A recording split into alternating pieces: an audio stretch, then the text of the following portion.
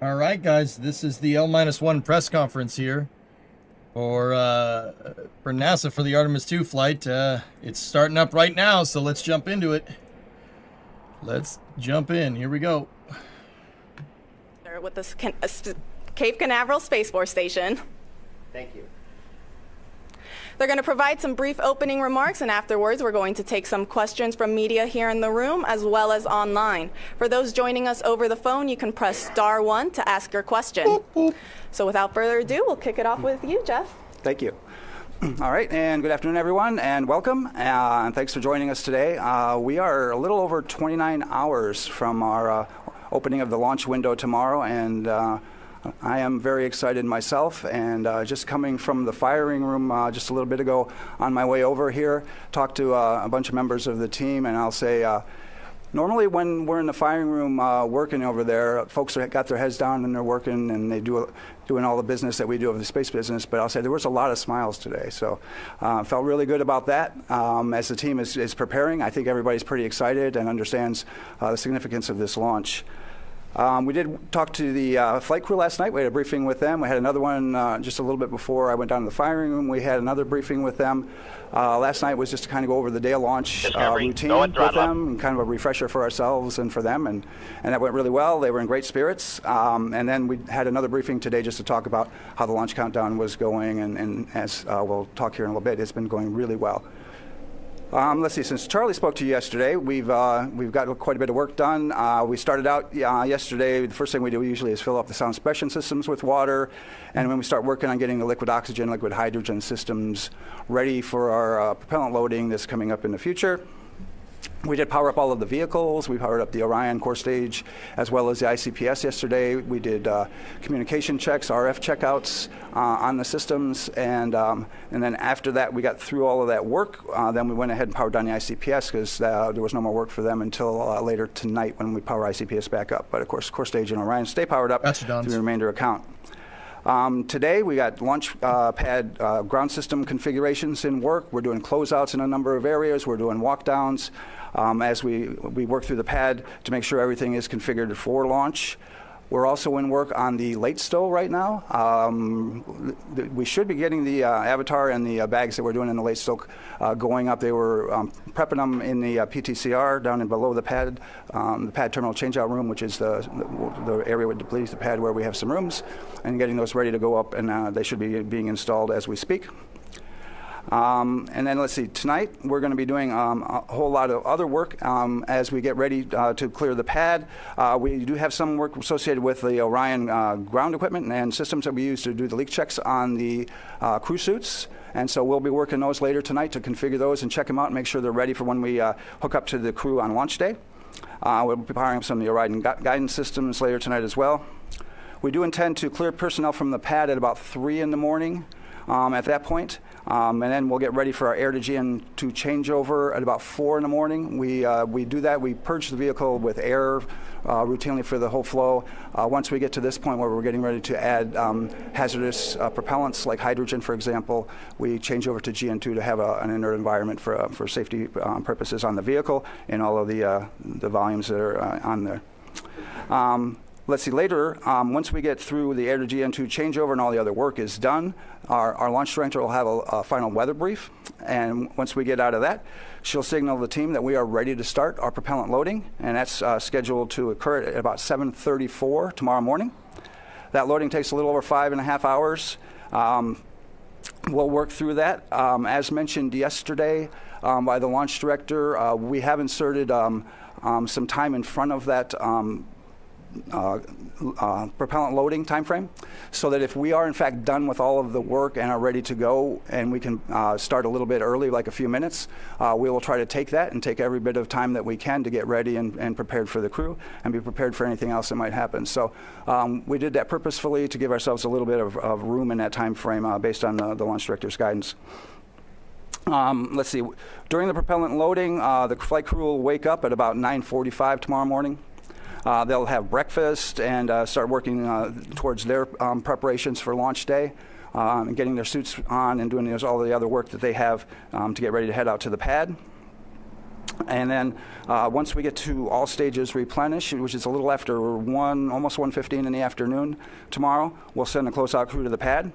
All stages replenish is when we're done tanking, essentially. We filled all the propellant onto the core stage and the upper stage ICPS. And at that point, we're only just replenishing the propellant that's boiling off at the same rate, so we keep it full. We do lose quite a bit of propellant during that time frame, and so we will continue to just work that throughout. After that, we'll send the flight crew to the pad. They're going to head out a little before 2 o'clock. And to get into the spacecraft, as I mentioned, the closeout crew is going to go out before them, so they'll have been working that time to prepare the capsule for the flight crew arrival. And then the flight crew will get out there, and then I'll work in the insertion portion, in which we're going to strap the flight crew members into the seats of Orion. And after that, we'll do the final closeouts in the crew module. We'll close the hatches. There's some pressurization checks we do and some other things and at the end. And then we'll clear the white room. And then get ready to get into terminal count. Our closeout crew clears the white room at about 5:30 tomorrow night. It's almost an hour before launch. That's our plan time. After that point, we'll finish the rest of the work and configurations that we can do remotely. And then, excuse me, we'll proceed into the launch team poll. And then after that, the launch director will perform her management poll. And then we'll get in a terminal count for the last 10 minutes of launch countdown. So that's essentially the work ahead of us. And I would say that our team has been working amazingly hard through these weeks and months trying to get this vehicle ready to where it is. We've had some challenges. The team has done an outstanding job managing each and every one of those throughout all of this, through many different scenarios, through weather, through lots of different things that we've had to work through to try to get through all of this and get to where we are today. People are excited and ready to go on this first chapter on our way back to the moon since the 1970s. So we're very excited. So, Mark, over to you. Right. Thank you, Jeff. Good afternoon, everybody. So amazing times. It's great to be here at this point. And, of course, weather has been a nuanced thing for us at times here in the generation phase of this mission. But again, look outside right now, great weather. Hopefully we will keep all of that, although the breezes continue to be an issue for us, but a minor one for us in terms of weather. If we could pull up the satellite imagery here, you can see currently what we're looking at. Another beautiful day here in Florida. See a few cumulus clouds moving from the east side of the state towards the west. That is our onshore flow that we've had really the most for the last 2 weeks or so. And a few of those cumulus clouds could evolve later today into a few showers, much like what we saw yesterday evening. And again, that's going to be one of the watch items for weather as we go into tomorrow and tomorrow afternoon as well. Let's take a look at some of the overview slides here just to kind of give you a synopsis of what we're looking at here. So the breezy weather does continue. Again, Artemis is a very resilient vehicle, so despite the breezes, it looks like that concern is a minimal concern for our day of launch. Lightning risk with any sort of showers that we have is quite low, generally only on the order of 5 to 10%, and that would be generally during the late afternoon, and any of that activity pushes towards Orlando after that. So again, it leaves us in a better spot here for our launch opportunity. We take a little bit look at what else could potentially be of an impact. You may have heard about the sun. It's become a little bit more active. Here over the last day, we've had a solar flare erupt, but again, no or minimal impact for us out of that, as most of the energy is not earthward facing. So again, we continue to look good in that department as well. We look towards backup opportunities. So for whatever reason, if we can't utilize tomorrow, the weather, of course, is a changeable entity, and we do have a tendency to move towards somewhat less favorable through the rest of the week. It isn't a huge drop-off, but again, kind of a little bit more of a situation where we'll have to monitor those feisty cumulus clouds and potentially a few showers and breezes as well. So we go to the next slide, please.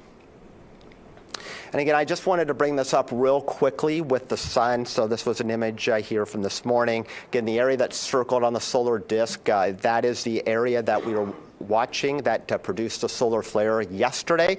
Again, it's directed most of its energy away from the Earth, and in fact, there's been no response in terms of the particular particles that we look at that could influence the launch vehicle. And so by this point, or within the next couple of hours, if we don't get a response at all from our satellite data, then that threat will have waned as well. We'll still have to watch that sunspot group, however, because it is rotating off towards the center of the solar disk. So again, this flare not a concern, but should there be additional ones, that will be something that we'll have to monitor a bit. But again, at the current time, see no issues in terms of our launch capability for that.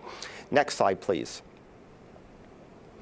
All right, and taking a look at our cross section. So we meteorologists like to look at the atmosphere not only on maps, but we also like to look at what's happening through the depth of the atmosphere and with time. So here at Kennedy Space Center on this graph, you can see the metrics there, altitude there, going up into the atmosphere basically to the level of what a jet aircraft would fly. And then in time, we go from left to right from today through the weekend, including our launch opportunities. So the green on this map, which pops out here, is just a moisture profile. It doesn't necessarily mean rain. It just means that there's a little bit more of a predisposition for more clouds and rain. You also see the winds on there. Those are the black lines that are there with the little barbs on the end of them. So that gives us an indication of wind speed. So right now we're out of the east-southeast. We'll generally remain in that direction. We might back a little bit more to easterly winds as we go, but generally speeds in the 15 to 20 knot range, which again does not violate any of our liftoff weather constraints there. You do see superimposed on there the various launch opportunities, including tomorrow as the primary window, and then the next 3 days. So you do see a day-to-day fluctuation with that moisture content. On any given day, we'll likely get a few showers to develop off of that. But again, with the onshore flow, most of those showers with the sea breeze each day, which tend to be the more vigorous showers, will move off towards Orlando.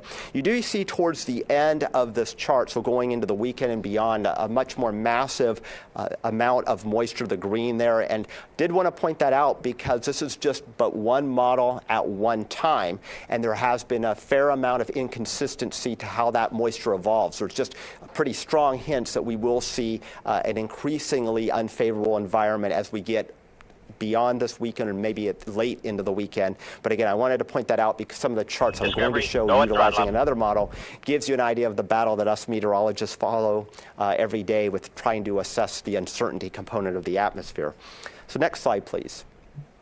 All right, so this is for tomorrow. Again, the green blotches here would indicate rain. You can see still an onshore flow. You do see a little bit of green to the west of us. Again, that would be sea breeze-driven activity that has moved off towards the west during the late day hours. But still, if you squint hard enough, you can see a few green blotches lurking in the Atlantic waters. Again, much like yesterday evening, if you were out and about, the few showers rolled in. That is certainly a possibility for us, again, for tomorrow evening.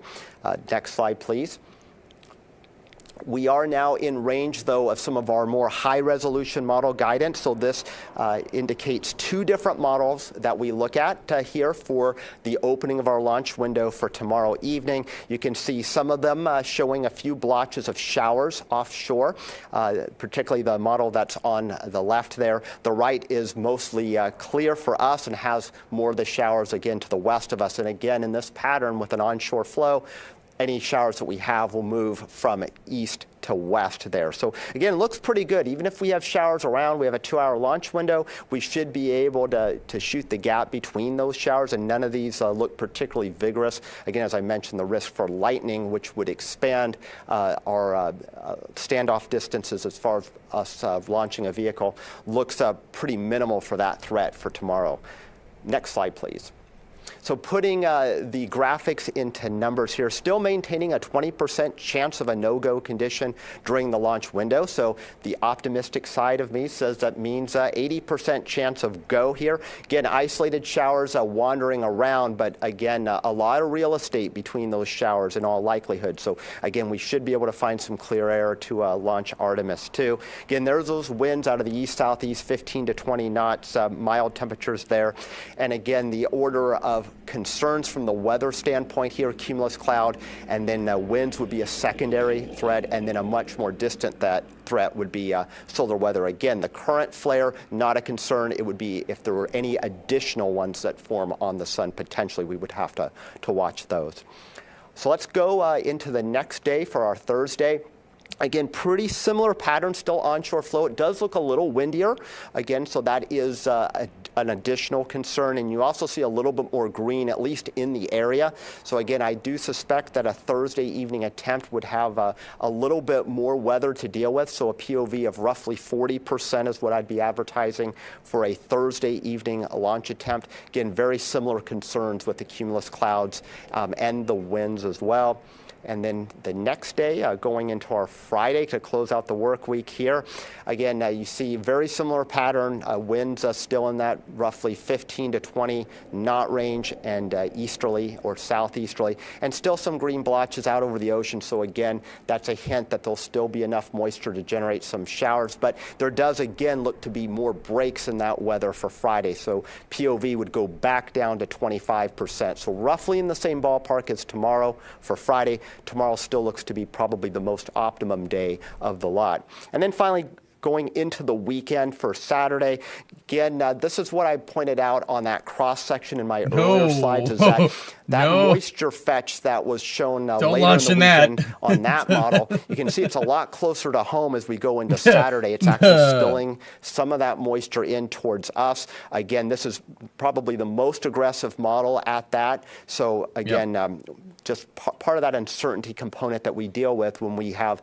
limited forward visibility going out a number of days. So all things considered, a Saturday evening launch attempt would definitely have to throttle the POV back up again to right now about 30% or close to 1 in 3 chance of a weather violation on that date. So tomorrow looks to be the best. Other days hit and miss, but still pretty good. There's nothing here that is screaming a no-go for the entirety of the window for any one of these attempts. Thank you, Mark. We like to hear that. All right, we will now open up the floor to questions here in the room and also online. Just as a reminder to those joining us over the phone, you can press *1 to submit a question. All right, we will start with Bill Harwood. Hi, Hey, thanks for doing Bill Harwood, this. CBS News. Jeff, good to see you back here again from your shuttle days. It's been a while. I think for Artemis 1, there was something like 42, 41 COLAs, collision avoidance cutouts. What's the story for Artemis 2? There's a lot more stuff up in low Earth orbit than there used to be. Thanks. Yeah, there's quite a few more that we manage now, and part of that is how we're actually laying out the COLAs. We had combined a number of COLAs during Artemis 1 where there were small gaps in between them, and now we're showing all of the COLAs to give us more flexibility, if you will. Because when you have, when you combine those, it takes out larger chunks of time when you could have launched in one of those points between there. So if you had, say, 3 COLAs with a small period of time with it, and you combine them all, it takes out a larger chunk than leaving those gaps. And we're pretty good now during our trainings at being able to pick up the clock quickly and on the fly and hit those very narrow gaps that are in between all of these COLAs that we're dealing with now. So I think that it's definitely in our best interest to keep it where it is. Right now we're at about 156, and they assess that on a daily basis, so it could change it by a couple. All right, we will go to Marcia Dunn. Marcia Dunn, Associated Press. How much wiggle room do you have to either halt the countdown or deal with a solar flare that is a big one and comes out at you like during the once tanking begins? I just didn't know how much heads up time you need, and just sort of talk about that, please. So we have launch commit criteria that are outlined for the solar weather, and those go down to T-minus 6 minutes. And so we would be evaluating those throughout. Mark and their team would be looking at those, and if there were an LCC violation, would call it back through the launch weather officer to the launch director.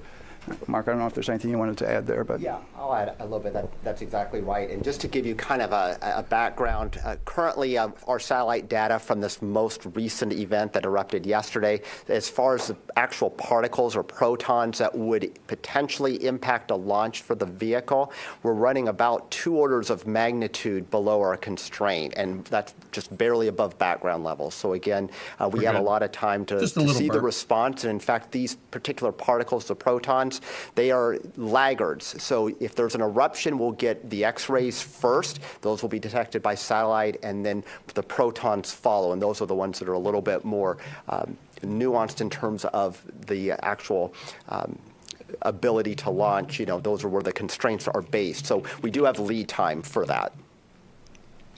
Thank you both. We'll go to Jackie, right there in the last row.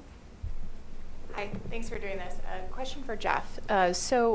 We've been learning over the past few days that because of this larger hydrogen tank, there's more flexibility with recycling. But we also were told that if you have to hold or abort for weather or technical issue after T-5 minutes, that you can't do a same-day recycle.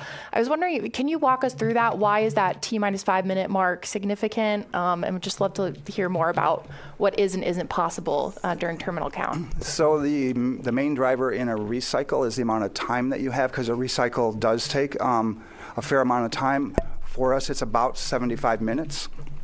If we've gone all the way through from 6 down to about a minute and a half, or even down to 33 seconds, and we've been in that time frame, it could take us as much as 75 minutes.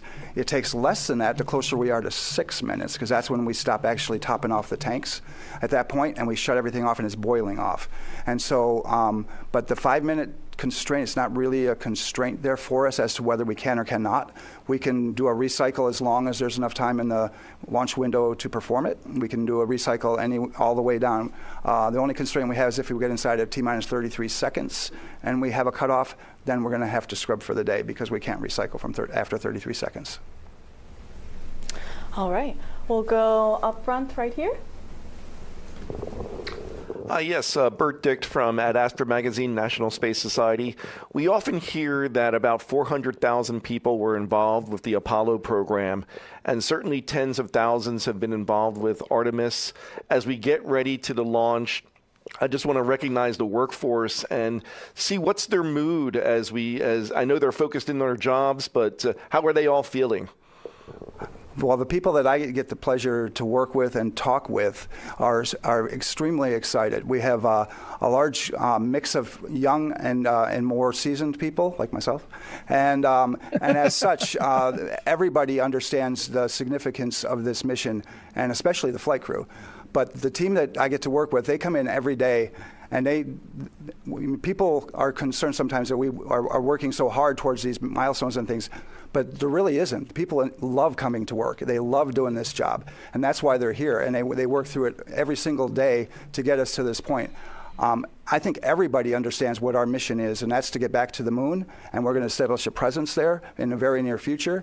And the fact that we've changed direction and been able to get some additional launches, that really changed the calculus for a lot of people as to what we were doing and how we were going to get there and the things that we're going to do. So I think there's a lot of excitement and fervor within all of the groups that are out there, but especially here at Kennedy, the folks that I see are very, very excited to get on with this mission and get started with the next one. And we got boosters coming in a month, so we're going to be looking for that. Thanks, Jeff. We are excited. All right, we're going to take some questions over the phone. We have Ken Chang with the New York Times. Thank you. This is from Mark. I was just wondering, when you say there's a 20% probability of violation, is that 20% for the entire 2-hour window, or is it 20% that there will be a red during the window?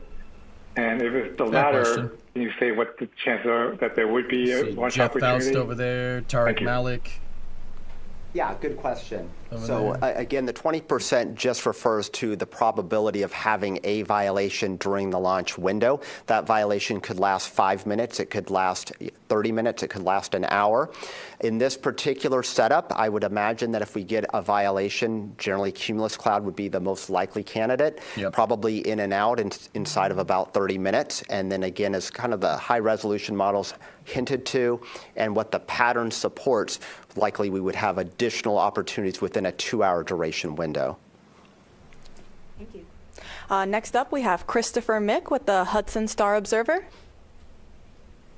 Thank you for the information today and for holding this briefing. I just wanted to ask a follow-up kind of on the weather hold question. I know you can't completely control that with where you are in the count, but I think you mentioned, Mark, in the 2-hour window, there's some bands of green that could potentially be coming through. Is an optimal situation? Could you kind of walk us through? Is that like Jackie holding Waddle's at 10 lesson minutes done there. and then you're waiting for that band to move through and proceeding on from the 10-minute mark? Is it at 20 minutes? Is there kind of a, what are the opportunities for kind of being the best to hold at? Bill Harwood's over there. As Micah far as the holds go, we have very like prescribed who's who holds of as the to where press we corps, can man. hold. Everyone's there. Generally, if we have It's a weather constraint, we're going to hold it T-minus 10 minutes. We won't pick up the clock from there generally if we have a weather constraint. If we are counting between 10 and 6 minutes, we can hold at 6. We can hold there for quite a while, actually, through the remainder of the launch window if there is a violation that occurs between 10 and 6 of any of our weather LCCs. So we can sit there for a while. If we pick up a weather constraint inside of T-minus 6 and counting, if it's something that's most likely, if we're going to have a constraint, we're probably not going to get it in a very short period of time. So we'll have to do a recycle and then come back and see if the weather's going to be good on the other side of that. But we have very prescribed hold points and where we can, stop and then pick up the clock again as required. Thank you. We'll now take questions back here in the room. We have one here right up front with this gentleman over here. Hi, good afternoon. Tom Costello with NBC News. As you are now back on the pad, and of course in February you dealt with the issues on the wet dress and the tanking issues, what will be the earliest concerning signs you'll be watching for as you begin tanking tomorrow morning, assuming everything is going well, but you will clearly have your eyes very closely monitoring that tanking progress? What will you be closely watching for that there could be signs of trouble? The first thing we would probably be looking at is a recurrence of these events that happened previously, right? So once we get in a fast fill on hydrogen, that is where we had the previous issue where we had the leaks. We believe that we've solved those through, we've changed the seals out, we've done exhaustive testing, and so we feel pretty good about that. We went through a wet dress with that seal, so all of that says that we feel pretty good about all of that. But that's where we would generally be looking at, first of all, is right there at the beginning when we transition from slow fill to fast fill on the hydrogen side. Thanks. We'll take some more questions over here in the room. Let's go over to this side. We'll go right here up front as well. Hi, Sawyer Rosenstein with NSF. We talked obviously about the weather here at the Cape and around the area, but what about abort weather criteria? Can you go into what that looks like for the coming days, and also how often are you measuring it? How are you measuring it as well? Okay. Yeah, good question, and a complex one, actually. So the winds are obviously coming from onshore. Good question right there. And the whole point of, in case of an abort, is if we have to utilize that system, we do not want to have the Orion capsule land back on land. So there are particular thresholds, are really the component of the onshore wind that's exactly perpendicular to the coast. And so just getting a wind out of the east, southeast, the actual coastline is more oriented northeast. So we take only a fraction of that onshore component, which helps us out. Now, if the winds were starting to back, if we saw that indication on maybe one of the backup days that instead of them coming out of southeast, they were more northeasterly, we would unfortunately be exposed to a higher percentage of that onshore component. So we do look at it at a layer, not only at the ground, but all the way up through 4,800 feet. And to make that assessment, and it's an average speed through that layer, and we actually do have calculations to run that. But the decision point is actually from a balloon that is launched at L-minus 3 hours and 10 minutes. We'll be providing the launch director already with assessments of the forecast well before then. But that L-minus 3 hour and 10 minute balloon is really where we'll report the hardline data as to whether or not that component that is onshore northeasterly is actually in violation of the magnitude constraint of that. And then at that point, if that were to be the case, then we'd be continually advising the LD about what our expectations are. Subsequent balloons will be launched and will also give us a read for that. in addition to balloons, we also have the 915 megahertz sounders that we have, which also give us real-time assessments of what the wind direction and magnitude is. So we have a number of ways to address this. So even if we were to proceed deeper into the countdown, weather, of course, changes. And so the forecast component plus the actual hardcore balloon data and the sounding data gives us that ability to make a forecast and provide numbers. So it's possible at one point in the countdown we could be technically unacceptable for that low-level wind abort constraint, but then evolve to be acceptable or vice versa. Thank you, Mark. We'll go ahead and take... Short story, you don't want Orion in an abort contingency to come back and land on land. They have to make sure the wind's blowing in the right direction through all the different abort corridors to make sure Orion splashes down. And okay. Weather, whatever. We do have a 24-hour recycle capability for Thursday. Is that correct? And then, or if that's not correct, what does the return around look like? And if we do burn up a 24-hour recycle, what then are we at 48 hours for the next attempt? Can you just run me through the full reset situation? Sure. And we generally would refer that as more of a scrub than a recycle, because our recycle is that time that we have a second attempt. But for our scrub plan, we have opportunities. Right now we're set up for 48 and 24-hour capabilities throughout. We have 4 launch attempts available to us in 6 days. And we'll take a combination of that. As mentioned yesterday, our launch director mentioned our sort of baseline or preferred method is to do a 48, then into 24, and then followed by 48, and that to set us up for LOX tankers. But there are a lot of other factors that come into that if, in fact, we have weather or other types of things that may say that second, if you wait 48 hours, those aren't good days. So there's a whole lot of factors that come in to that evaluation when we determine the date. We set up for dates, and then we adjust as we need to based on what happened during that kicked us out for the scrub or any other types of things. So, but we have capabilities for 4 attempts in 6 days, and I need to have a couple of 48-hour scrubs in there so that I can take tankers for the liquid oxygen system. Thanks. We'll now go to the other side. We'll go right up there. Hi, Robert Perlman with CollectSpace.com. There's a long history dating back to the Apollo era guys of pulling pranks on launch day with the launch team and with the launch team pulling pranks on the flight crew. And given that tomorrow is April 1st, I was wondering if, maybe without spoiling anything, if there's been any talk about that or whether there's actually been a decision to not do that and stay away from that. So I am not aware of any pranks that anybody intends to pull on the flight crew or in the launch team itself. So I think I'll just leave it at that. But I'm not aware of any, and I'm hoping that we just stay focused on the launch tomorrow. So that's our plan. Good plan. All right, we'll go to Ken Kramer over here. Oh, or to that gentleman instead. We'll get you next. Hi, Jeff Faust of Space News. For Mark, if there is another CME, solar event of some kind, how much time do you need between when it's detected to provide sort of the all clear or say that it is, in fact, in violation of conditions? I'll tell you that it really, solar forecasting makes terrestrial forecasting look easy. So, of course, the sun is, an entity that has almost a mind of its own. But the first initial indication is a surge in X-rays that arrive roughly 8 minutes after the event.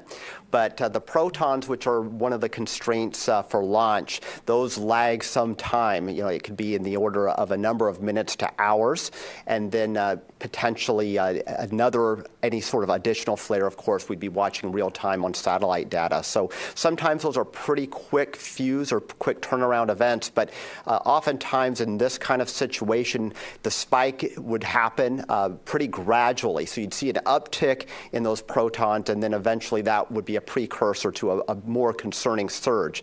But again, right now we're hovering right around background levels, and it takes actually quite a bit of energy directed towards the Earth for us to even get close to those constraints. And right now where that sunspot group is, it's still kind of out on the limb. Talking to the experts at NOAA's Space Weather Prediction Center this morning, they're the ones who monitor this and forecast this, though they're definitely more in that lane than I am. They also see kind of about a 55% chance that we would get an M-class flare over the next 48 hours. That's a lower level flare. Again, probably not a concern at all. And then a 10% chance over the next 48 hours of an additional X class. But again, that doesn't say anything of how that energy is directed, which at this point, that energy will have a preference to not be directed towards Earth. In a few days' time from now, if we were to get another flare from that sunspot group as it rotates towards the center of the solar disk, that would be something that would predispose us to getting a little bit more of that energy. But as far as whether or not that's actually enough to trick a constraint, that's still a pretty high bar to reach. Thank you. We'll now go up front right over here. Hi, thank you for doing this. Ken Kramer, Space Up Close. For Jeff, tell me, I'm very interested to know about the LOX and the hydrogen testing that you're doing. You mentioned you're doing a little bit, I think. Can you go into some detail? What are you doing to ensure the best possible outcome so that we don't have any leaks, especially of hydrogen? Well, that was essentially the purpose of, excuse me, our WDR2 as we went through that. And then likewise, we had done it. Yeah, out of the pad. When we're back, we do a number of different leak tests and pressurization tests and decay checks and those types of things throughout the system. We do more of those when we get to the pad. After we hook up the systems at the pad, we test the system from end to end for the same types of things. As far as on the liquid oxygen or system and on the liquid hydrogen system, both, we do what we call dew points, meaning we purge those to the point where we want to make sure that we have no moisture in the lines or at an extremely low level so that you don't have potential icing in the system. Yep. So we do all of these different things to make sure that the system is going to behave in the way we expect it to on launch day, and we've accomplished all of that to date, so we should be good. Thank you. We'll now take some questions over the phone. We have TJ Mascaro with the Epoch Times. Good afternoon. Thank you so much for taking the time. My question's for Mark. Can you please give a bit of a refresh about the cloud violations and the concerns behind them?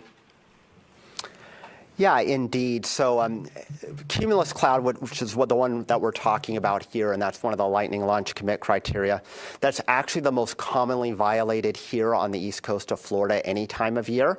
Again, you walk outside most days, you'll see a puffy, what looks like a cotton ball out there. If that cotton ball gets more agitated and it grows throughout the depth of the atmosphere, that's when it starts triggering our so-called standoff distances that could cause an issue for launch. So as long as they're shallow and flat, not an issue to fly right through them.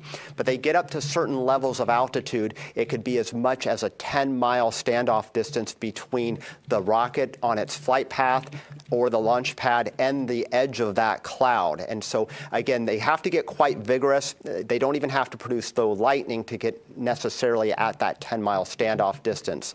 For the launch date coming up, I don't foresee any of the cumulus getting that high into the atmosphere or that cold, which would trigger that much real estate being blocked off for us. But we could certainly have a fly-through considerations, which means we can't launch the rocket directly into the cumulus cloud or possibly even as far as 5 miles from it, just given how the atmosphere profile looks like. The depth of moisture is pretty shallow, even though it feels really humid out there. So again, that helps us in that consideration. But I'll also point out that just looking at our overall climatology here on the Eastern Range, so almost 1 out of 4 launches over the course of the year would have one or more no-go Lightning launch commit criteria. Doesn't mean the launch scrubs, but again, it's a pretty common occurrence. Scrub would be a lot lower percentage than that. So again, that kind of speaks to the transitory nature of these clouds. You get a 2-hour launch window, they could be in the flight path and then just as soon be right out of it.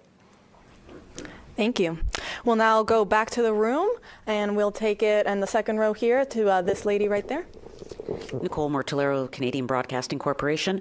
Going back to the X flares, I know that there's a radiation shielding test that will be done on this mission. Can you talk about what that radiation shielding is and how it works? And if you needed to do it, let's say, day after tomorrow after launch, would they be able to do that quick enough? Go ahead and defer that to Jeff or... Yeah, the crew has the ability, and we anticipate that if there are, in fact, any need for shielding from radiation on orbit. They have contingency plans for that. They're going to practice some of that during the mission. As far as where they go into the vehicle and those types of things, there's some space in there that they can actually move into in the vehicle that will provide an additional shielding of the components of the ship itself, which provide the shielding inside of the areas in which they would be able to get to. They also would potentially move some of the equipment near to some of by the windows and some of the other things as they do that. But there's a protocol that they have for that, and I'm not probably the most versed person on it, but that's the part that I can tell you of some of the things that they have that are capability-wise that they can do on orbit when there are any of these types of events. Thanks, Jeff, and we can get you some more info if you have additional follow-ups. We'll go to the gentleman right next to her. Thank you very much. Tarek Malik for Space.com. I think for Jeff, you just mentioned the need for focus and whatnot, of course, because it's April Fool's Day coming up. All right. But by all accounts, it sounds like this has been a very smooth and continual run-up to the launch. And I'm just curious how you are ensuring that the team continues that vigilance in what has been a very staid and quiet countdown. I would say that I wouldn't necessarily characterize that because it's quiet that we're not still doing the same amount of rigor out in the field. We're just finding less things now than we had previously. I think at times you get to a point where you have found and corrected as many things as maybe are available to you, and so the things that we find now are quite small and much less significant than we had in the past. So I hope that's a really good sign, but we still have the same amount of vigilance. We have the same procedures, the same people doing the same type of events throughout 24 hours a day, 7 days a week, and we've been working up to this. And so we are still in the same posture, regardless of whether maybe it looks like it's quiet. People are still putting in the same amount of effort and working towards, because again, they know the significance of the mission and the people that we're flying on it, and that they're going to do the right thing and make sure that we're safe to do so. Thank you. We'll go over to then the third row. We'll go to the gentleman there in the middle. Thanks so much. Mike Manberg, Wall Street Journal. Jeff, kind of related to what Tarek just asked, it's been more than 3 years since Artemis 1. Have you observed kind of in this process any jitters on different teams, any rustiness getting out there as the real thing unfolds? Yeah, thank you. We've been training since Artemis 1 for this time, right? But we've also had to modify a lot of our procedures, hardware, equipment, training, and other things to get to where we are. As we've worked through that, it has been a building process for sure. We've seen that just in working through the WDRs, and the number of items that we've picked up each time has continuously gone down when we got through the countdown demonstration test and the WDR2. And so, again, I would say if anything, we're learning, we're getting better. We're in the ability for us to improve our procedures is at a point where I think we're at a really good state now, and almost at a steady state to where we're where we need to be certainly for this mission, and we'll continue to improve that. Artemis 3 is going to be a slightly different mission, but we're already working towards that. We got a lot of folks that are engaged in Artemis 3, and we're taking what we've learned from Artemis 2 and going to be applying it, and that'll be another challenge too as we work towards that. Thank you. We'll go then to the gentleman in that same row at the far end. Charles Fulco, Westchester County News and Solar System Ambassador. I remember the Apollo 12 launch very well and what happened. Is there a concern that the booster might lose its guidance if there's a similar lightning strike, or the spacecraft might lose its platform, like what happened in Apollo 12? And if so, what are some accommodations for that? So I would say for what we try to do before we would launch, because again, we create a lot of launch commit criteria to avoid that very circumstance, right? A lot of things came out of that event, which have led us to where we are today for all of these requirements that we have, both on the range and for vehicle requirements and those other types of things that Mark can speak to, I'm sure, very eloquently. But our systems and our vehicles are very robust. We have redundancy and capability throughout. If there were any type of event that we needed to work through, it's really hard to gauge exactly what that would mean. But all of our systems are hardened against various events. They have to fly in space, many of these, right, where we have to worry about solar events and other types of high energy events. So the vehicle is as robust, I think, as it needs to be, and we have the number of systems and robustness in it by having redundancy to allow us to weather many types of different things. And I don't know if you want to talk about the criteria and what's changed or not, but when I go to type. Nothing to add, really. Really? You said it well. Okay. Thank you both. All right, we'll take then the one question there all the way in the back. Hey, Nell Greenfield, Boyce with NPR. This is for Jeff. So you've been involved in a lot of shuttle launches, but this one could go to the moon. And I'm just wondering, like, does it feel different for you? I mean, you look like you were probably a kid during the days of Apollo. Like, would, 10-year-old you have thought that you'd be involved in a moon launch like this? Do you think about that at all? Or how does it actually feel? I mean, there's all the things you got to check off and do, but are you guys thinking about the moon? Have you been looking at the moon at night and thinking about that at all? I'll just say from my personal experience, I have, right? I try to walk every day in the morning, and I look up at the moon quite regularly, thinking about this mission and the upcoming missions that are going to be coming right downstream. So I'm really excited about this. I'm excited going to the moon. I'm excited about establishing a presence there. It's something that I have had a desire for a great many years, and then to get humans back out to Mars as well. That's another thing that I had. Fortunately, I had the ability to work on some of the studies that we did in the 90s on the Mars missions and things. And so I have been looking for human exploration of the solar system for a very long time.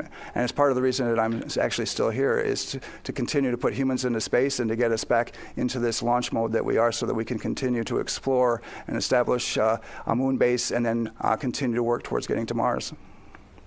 Thank you. We'll go to the other side. We'll go right here in the second row to the lady right there.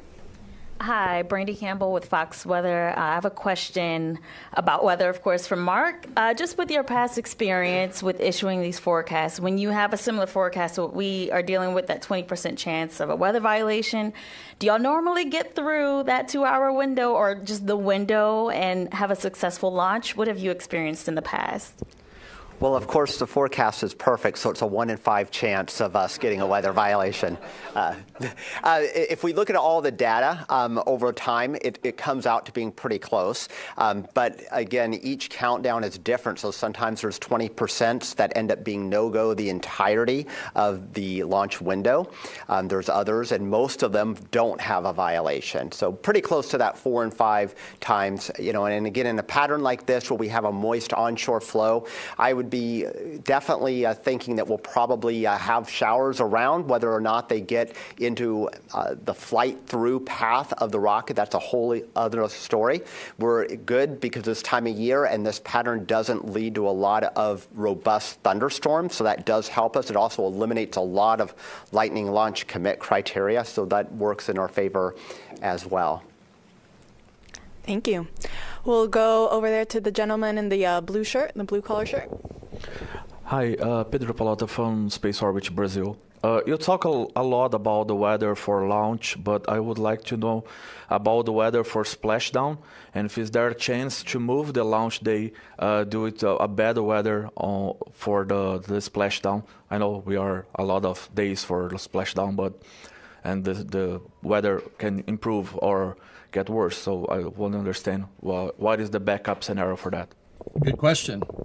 Good question from my guy from Brazil. There you go. I can speak a little bit to the weather. Yeah. So we're not, at the 45th Weather Squadron, we're not specifically issuing a forecast for the Ascent corridor or the Pacific here. We do have a team of forecasters that will be deployed out to the Pacific for the recovery. So they'll be watching that as well and assisting in all of that. But really for us here on day of launch, the only thing downrange that we're really looking at other than thunderstorms and the associated clouds and the lightning launch commit criteria would be what those low-level Orion abort winds would be on that corridor. We have colleagues out in Houston, Spaceflight Meteorology Group, that are assessing risk profiles going out across the Atlantic on Ascent far beyond the Cape. Jeff, I'll let you speak to the rest of it. Yeah, and the flight team is part of that assessment that would be done on day of launch about the capabilities that we would have both for any kind of contingency landing, an abort once around, or any type of other event, and that folds into the launch day decision process as to whether we're going to make an attempt or not. We do have quite a bit of flexibility based on weather in the Pacific for those various scenarios. But that is essentially a launch day decision and would be part of the overall decision on whether we tank or whether we launch based on that weather criteria that coming out of the flight control team. Thank you. We'll go to the gentleman there in the back, to Stephen Clark. The Stephen Clark, yeah. So I am Stephen Clark with Ars Technica. Following up on that last question, have you heard anything from SMG about how the Ascent corridor is looking? I know that's not within your responsibility, but what are you hearing about the downrange weather in the Atlantic? And also for Jeff, just want to make sure, I know the trajectory and the azimuth changes day to day. Does it actually change like minute to minute within the launch window, and how do you manage that, if so? I like that second question different from conditions Steve and different was good, azimuths. man. Thanks. Also, Yeah. nice shirt. So yeah, the azimuth does change, minute by minute. Luckily, it's a fairly small slice, so that was something we dealt with Artemis 1 as well. That impacts us because, of course, from a radar and launch lightning commit criteria, that sort of thing, we have to use those trajectories to decide whether or not a cloud would actually pose a threat wherever it is during the actual countdown. What was the first part of your question, please, again? Sure. Just what are you hearing from SMG about the Ascent corridor? Oh, yeah, sorry. Right now, weather appears to be very much go. The threat that I saw in the last was under 9% total along the total Ascent corridor, so that's really good. And in fact, the other aspects show decent weather continuing through a lot of the launch period. So having high pressure set up across the North Atlantic this time of year works in our favor. Thank you. We'll go over to Ada right there. Hi. Is there a defining moment in the countdown when the reality sets that humans are returning to deep space, and how do you experience that as a leader in this mission? So for me, once we get inside of 10 minutes and counting, that's where it starts, because we all on the launch team at that particular point know that it's become real for all of us. We also know that we all need to be prepared to do everything we can to continue through that or to take any action that would be required. But it really starts to get real for me when we're inside of 1 minute. And when we're inside of 1 minute, to me, I feel very confident and very hopeful that we're going to go. But that's when the first time I think I ever actually think to myself that we really are going to make it that day. Because I'm always thinking about what's going to not let us go, right? Because that's part of my job, is to stop the clock if we need to. So when we get inside of 1, it doesn't mean that we're free, because that's really a dangerous time as well. But that's when it really starts to hit home that we really got a shot at making it today. And I know a lot of people are thinking the same thing, because you can hear a pin drop in that firing room as you count from 10 down to T0. And then after that, though, it may get a little bit noisier at some point. But thank you. All right, we'll go back to the phone. We have Kenneth Chang with the New York Times again.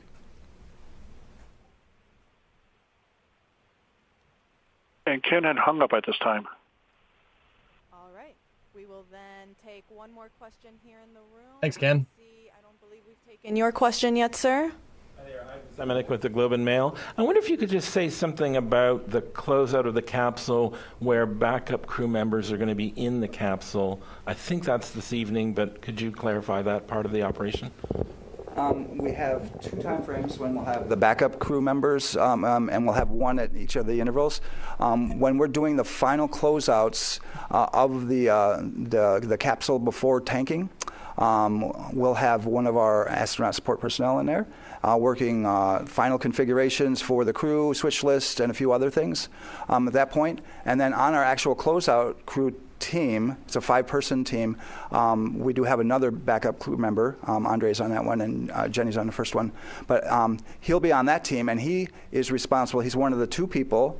We also have an insertion technician, Bill does that work, that is responsible for strapping the flight crew in during that time frame and getting the crew module all set up at the very, very end. And then when they're done, they come outside. But he'll be inside of the capsule during that time. The flight crew insertion at the end takes about 30 minutes or so. Once the flight crew's there, they do a little work before that, so he'll be in there before that time frame as well. And at the very end, it's pretty good to watch what those guys are doing. Thank you. I don't see any other hands in the room. All right. Well, then with that, we will wrap up today's briefing. Thank you to our panelists for taking the time to answer all of our questions, and to the media here in the room for asking your questions.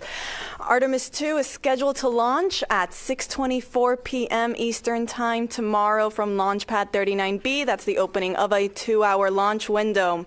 You can watch our 24/7 live coverage beginning at 7:45 a.m. And you can, I think, see on your screen below how to watch nasa.gov/ways to watch. Thanks, and go Artemis. Yeah, baby. Jeff knows. Jeff's real. Jeff's a real one. Same with Mark. I love hearing from Mark Berger whenever he talks, dude. He's so for the people that didn't know, Mark Berger is the he's like not the chief meteorologist. I said he was the chief meteorologist before. That's not exactly it. He's the launch weather forecaster. So like the chief launch weather forecaster. He's the guy that says you're good to leave the pad. Yeah. Every time that guy talks, I learn something new, which is that's cool, dude.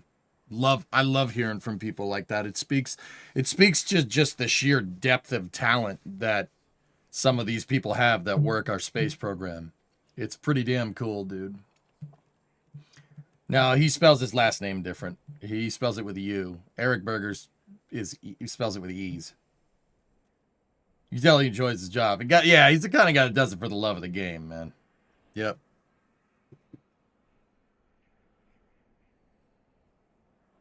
How low, so Cooking, what are you asking? How low, if that's the right way to say, will they fly around the moon? Artemis 2 is going to be about 4,500 miles. Paraloon or Paracynthian is 4,500 miles on the far side of the moon.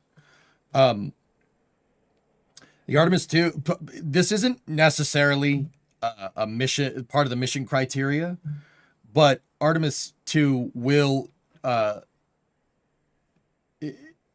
it's just kind of a coincidence. It's not quintessential to launch, but the way that their lunar phasing is working with their recovery areas and their launch corridor and stuff, they should be around the moon when the far side of the moon is illuminated. It is possible that there are windows where they don't do that. Where there are launch windows where they don't do that, where they don't get to the moon when it's illuminated on the far side. But if it goes tomorrow, they will. Human eyes will see the far side of the moon for the first time ever. During the Apollo missions, did they fly by the far side of the moon? Yes, absolutely. Hey, Hooch, 19-month resub. Thank you. No, they don't orbit the moon. It'll be on an escape trajectory. It's free return, so it is a similar trajectory to Apollo 13, but deliberate. Apollo 13's trajectory was not it wasn't supposed to do that. Didn't India go there? China has landed they landed the Chang'e 5 rover on the far side of the moon, and that was some of the first shots that we have of the moon that was illuminated. They did. This is the first time humans will see the far side of the moon if the window holds. Once again, that's not mission criteria, guys. That's not like, it's not like an absolute mission requirement.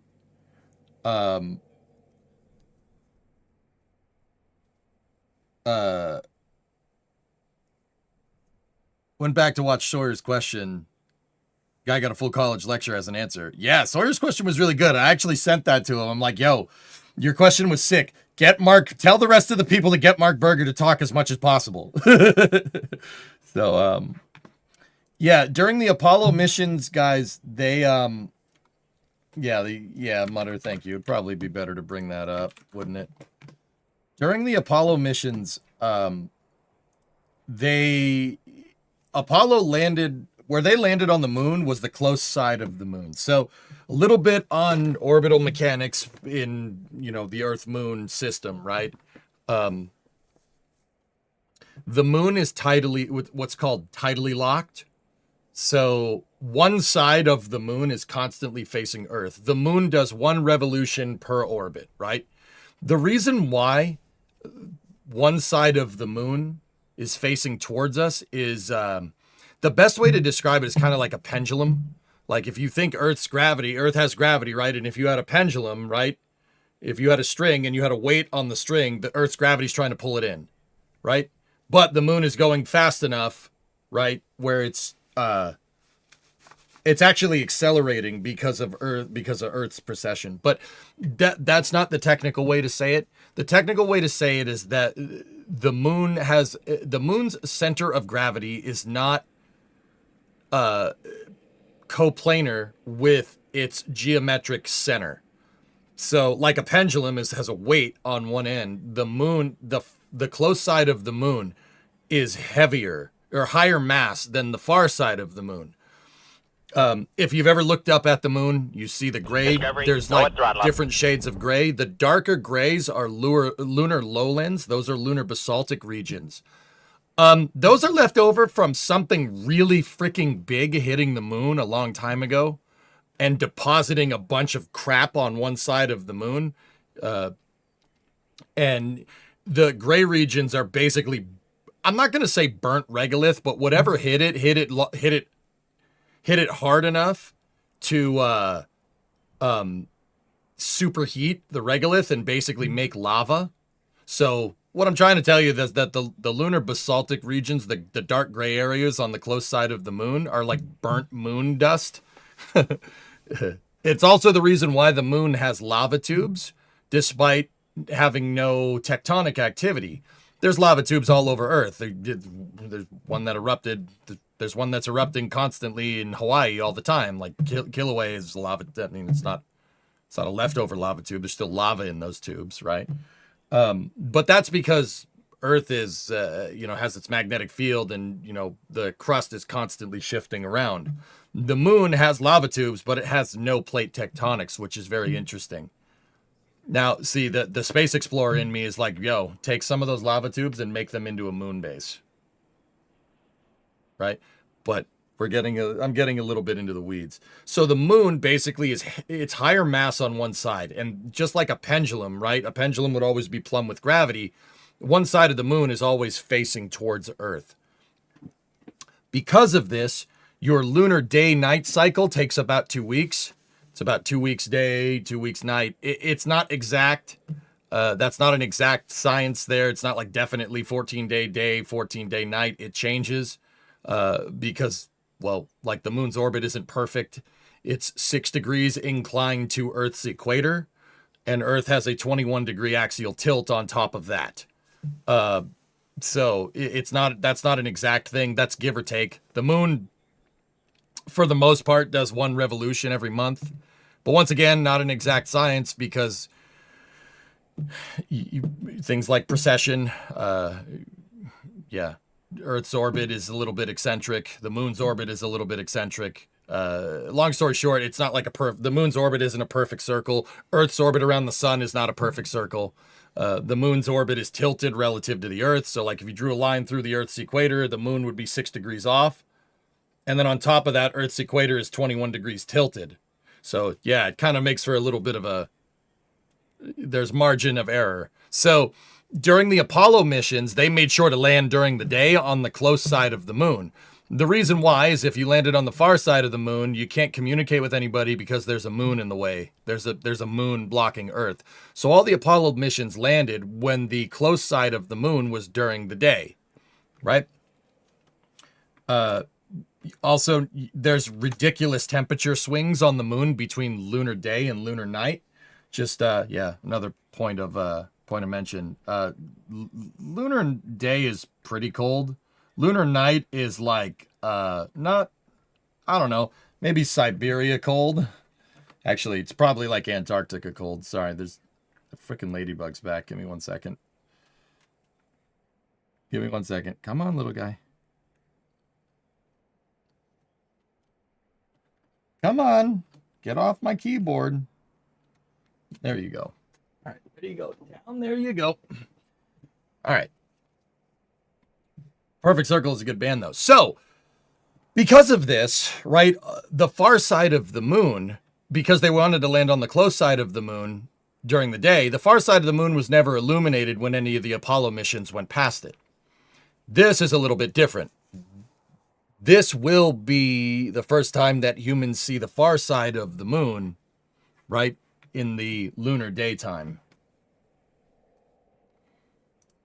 Here's a kind of an overview of Artemis's trajectory. Keep in mind, this is making a graphic that overlays conics in a two-body system is kind of a difficult thing to do. So this isn't like an exact replica of its trajectory, but that's the general idea. So Artemis 2 is going to, for the first phase of the mission, SLS is going to put Artemis into a medium Earth orbit.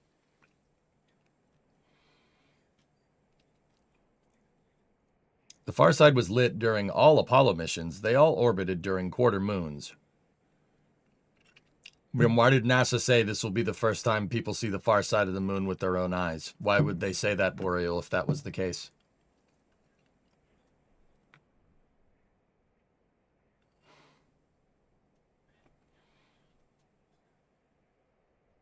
Yeah, the Gregorian calendar isn't perfect, but it's good enough.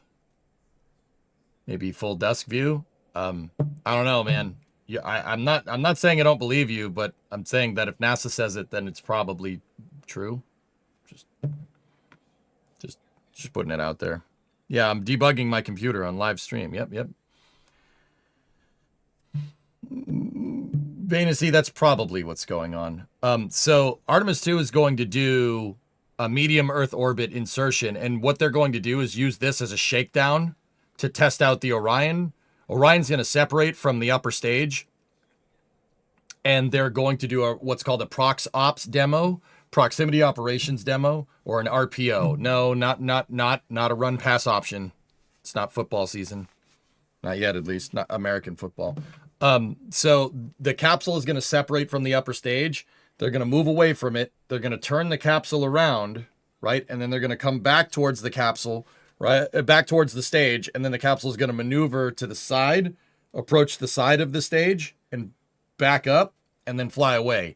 The Proxops demo, there are actually bullseyes that they painted on the upper stage so they can target them and test flying the capsule out.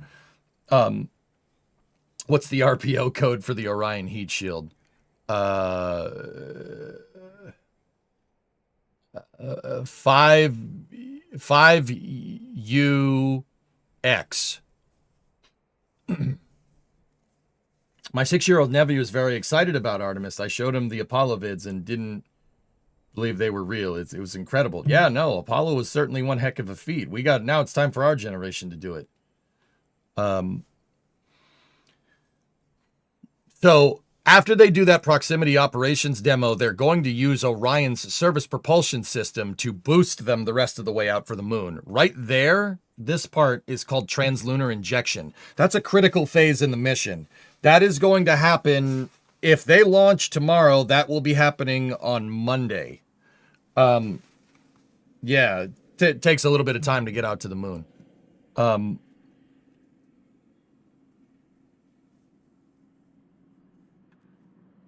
not sure we'll let him watch any launch live, if you know what I mean. Harmless, are you implying that you don't want him to see the rocket explode? NASA broadcasts on a 30-second delay for that exact reason. Don't deprive your kid who's interested in space flight that because you're worried about seeing something bad. NASA will cut the stream. They always do that. There are many Apollo era photos of the lit far side. Okay, that's great. Boreal, I don't know what you want me to do with this information. Like, so from there, they'll do translunar injection, and then they'll shoot around the moon. And they're not going to orbit around the moon. They're going to use lunar gravity to shoot themselves back towards Earth. This is called a free return trajectory. It's where you basically surf the moon's gravitational pull to change what's called an ejection angle.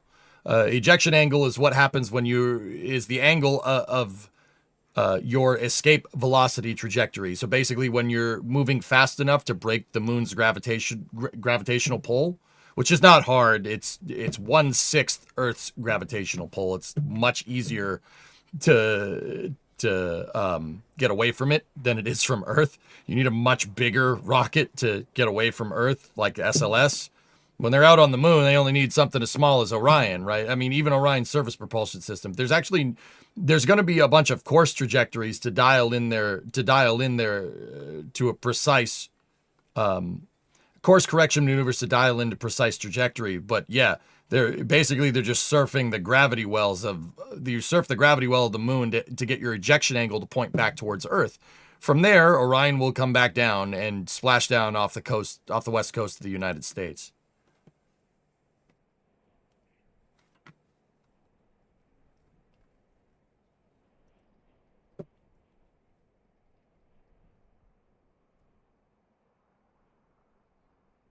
Will they need to make any changes mid-course? They will do mid-course corrections, yes. Yeah, once again. So, lads, it's not... All right, I know I'm a Kerbal player. I get it. Real life doesn't work like KSP. I know. Kerbal is a great approximation, and it's a great teacher to teach you, like, as an intro to orbital mechanics. But in real life, there's a lot more stuff to worry about. Like in Kerbal, once you dial, like if you're going to the moon in KSP, once you dial in your paraloon, you're fine. You can just time warp out there and you're good to go. Real life doesn't work like that. In real life, you have to take into account a bunch of different things, like solar wind. Solar wind can happen. It will blow you off course, even just a little bit. It will blow you off course. You're going to ride into some solar wind. Where there's light, there's going to be what's called orbital perturbations, right? Now, the amount is something that, the Space Force is going to try and take into account before they launch. Space meteorology is absolutely a thing. That's you have to... The sun is a big, gigantic power plant. And if you think of it like a car engine, like an internal combustion engine, sometimes it backfires. And when it backfires, you get what's called a CME, or coronal mass ejection. All right, so the sun has gravitational pull. It's more than Earth, less than your mom's, right? It has really, really strong gravitational pull, to the point where most ejecta basically just falls back down, right? But sometimes you'll get a backfire that is so strong, it's enough to break the sun's gravitational pull and hit escape velocity for the solar system. That is, if you want to know how fast that is, I don't know what it is off the top of my head, but...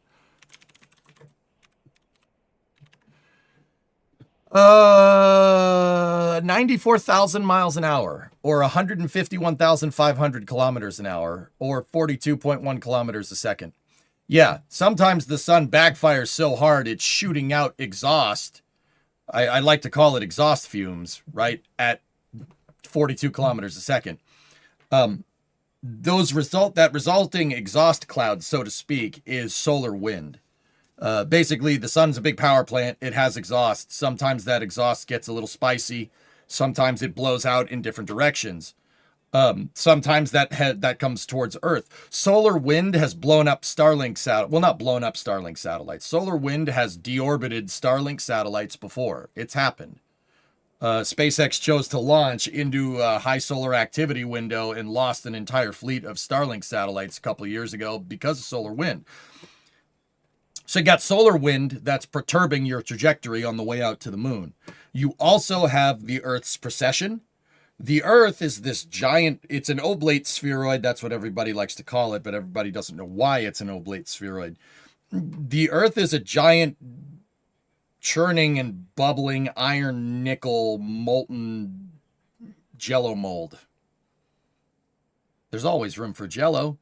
And where we are is floating on the cool crust of that molten nickel iron core, right? Because of this, Earth's center of gravity kind of shifts around.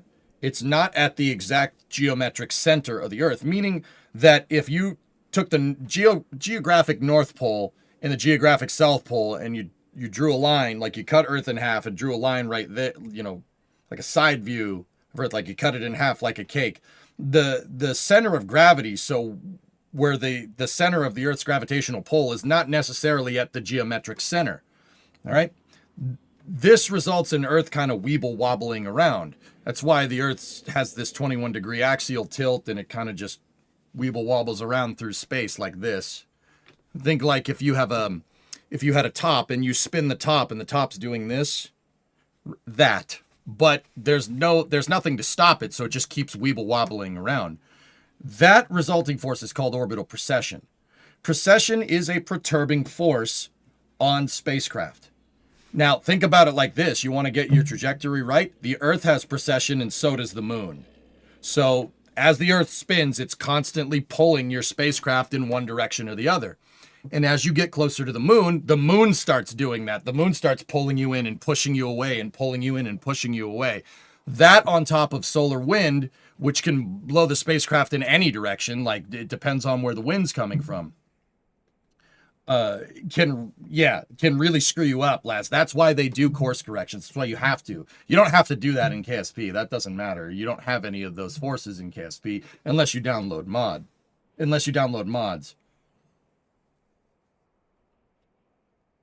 Greetings. Have you done a university bachelor's? Which field? Gaming. I'm self-taught when it comes to spaceflight.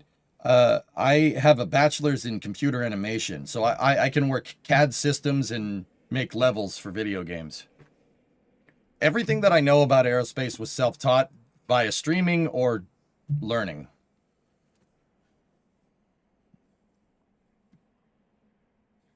Do kids these days even have tops or play with tops? Yeah, Lord Gugu, maybe I should work on that one.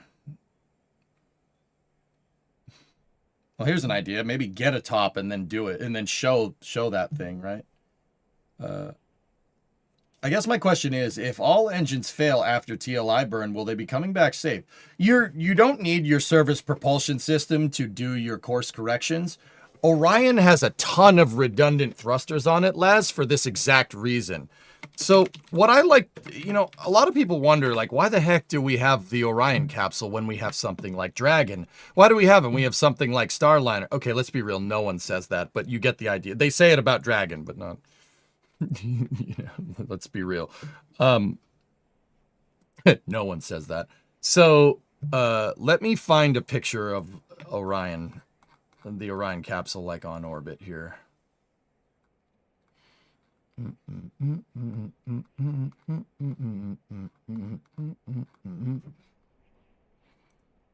So this is a little bit of an older render, but so look, Orion uses thruster clusters. Now, I know that this is an older render because they no longer put these thrusters. They're not on this nacelle thing. They're actually integrated into the bottom of the European service module. But they do have redundant sets of thrusters. Every thruster that points at an axis has a redundant thruster, just in case, right? You never want this. You never want to have a problem here. And then if your service propulsion system down here, the main engine, your SPS, if that fails, all of your backwards facing thrusters, so 2, 4, 6, and then 8, can supplement that thrust. If those fail, you have your rendezvous proximity operations thrusters here, 2, 4, 6, and 8, that can propel you from there.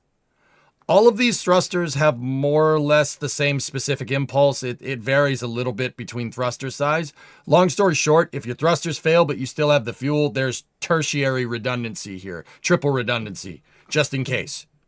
The Orion is a deep space capsule, guys. It is the first capsule and yeah, this is a super old render of it. That's Orion CEV with the circular solar panels. Orion nowadays doesn't look like that. It has 4 rectangular solar panels.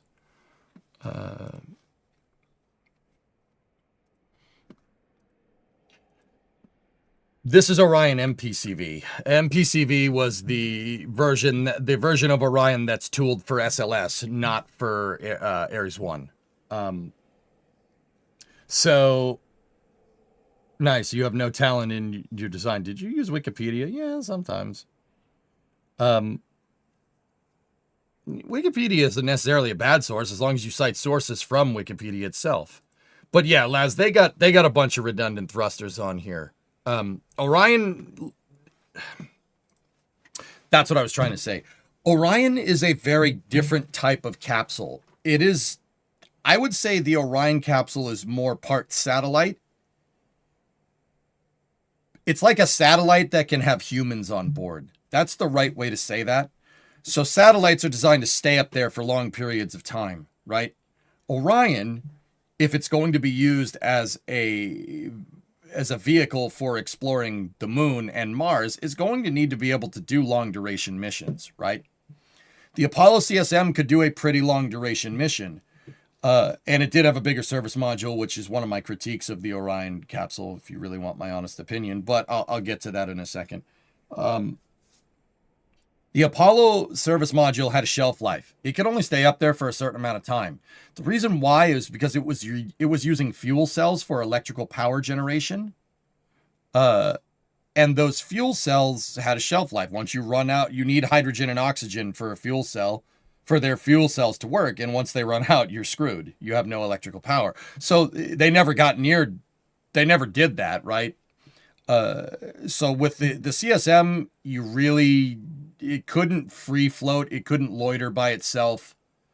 It had a shelf life. The shelf life for the CSM was like, I don't know, 2 weeks or something. I don't remember what it is off the top of my head. Orion, a little bit different. Orion can survive in deep space for very long periods of time. The CSM needed to be manned, and it had, I think it was about a 20-day shelf life, if I'm remembering correctly. I just said 15, but I'm pretty sure it's 20. Now, Orion can stay up there, and it can free float in deep space for 20 days with 4 people on board. That is an insane capability. That's really good. That's one of the better space capsules we've made. The shuttle could only stay up there for a week, unless it had the extended duration orbiter EDO pallet, in which case it could stay up for 2 weeks. The Apollo capsule could stay up there for a long period of time, right? About the same period of time, but you had to have people on board. Once again, Orion is part satellite. I'd say it has some satellite DNA in it. It's designed to stay up there. With people on board, you can support 4 people for 20 days instead of 3 people for 20 days. But here's where Orion really separates itself. Orion can operate uncrewed. You don't need people on board to control the capsule. Mission control can control it, which is, you don't think about that kind of stuff when, you think deep space capsule, right? You don't think about that kind of stuff.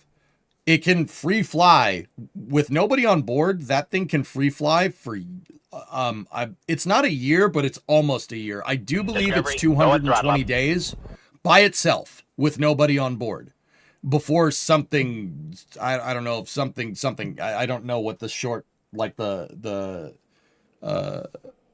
don't know what the consumable is that'll run out. But so Orion is really designed, guys, to get you out to the moon, separate, have it just stay there, right? And then you go down to the surface.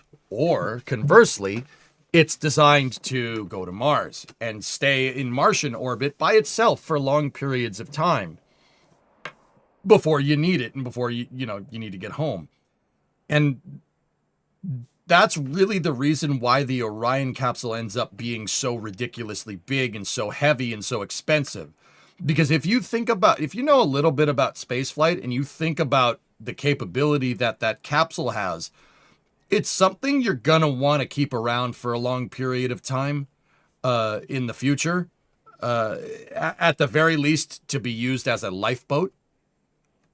For bigger transfer vehicles. Like, I'm not saying we should take a Starship and put an Orion in its payload bay and send that out to Mars for our first Martian flights, but that probably would be a good idea. Just in case something goes wrong with the Starship, you could jump in the Orion and get away. Hey, Mandalore Jack, 64-month resub. Are the engines drawing from the same fuel tanks? Yes. It's derived from the European ATV, so yes, they are.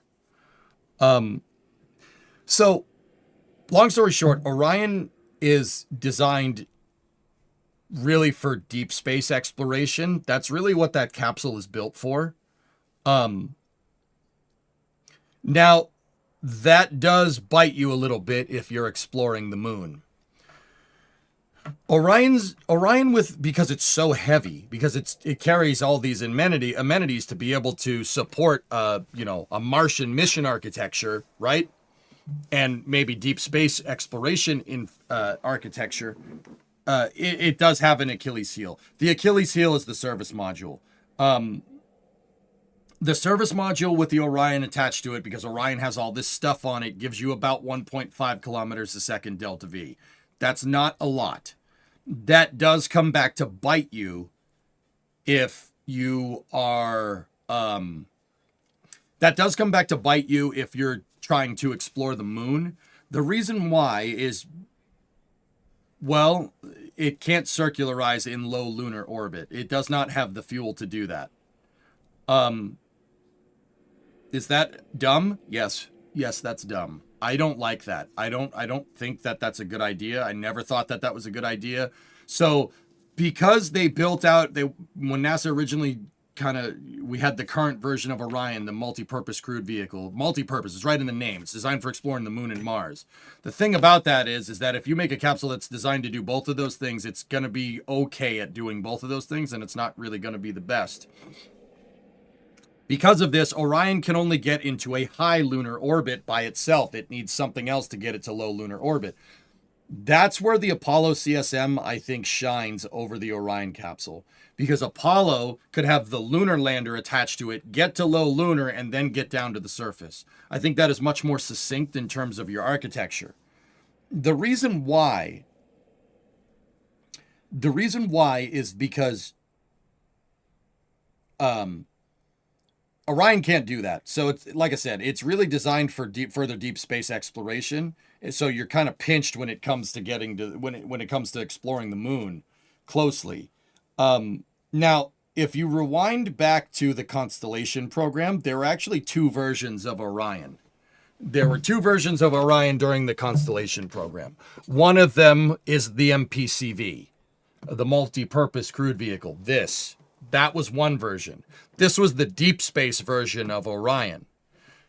Now, that's the Orion that you're taking to Mars, right?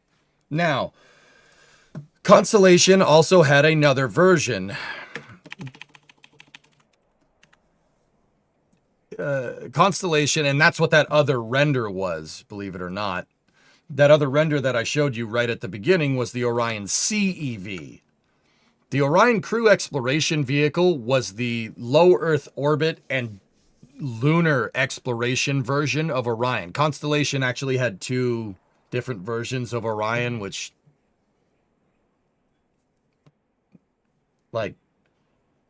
I like Constellation, but that's just dumb. Yeah, that's just dumb. If you really want my honest opinion, that's stupid. Why make two service modules? I'm sure they had their reasons. I'm sure they did, but that's stupid.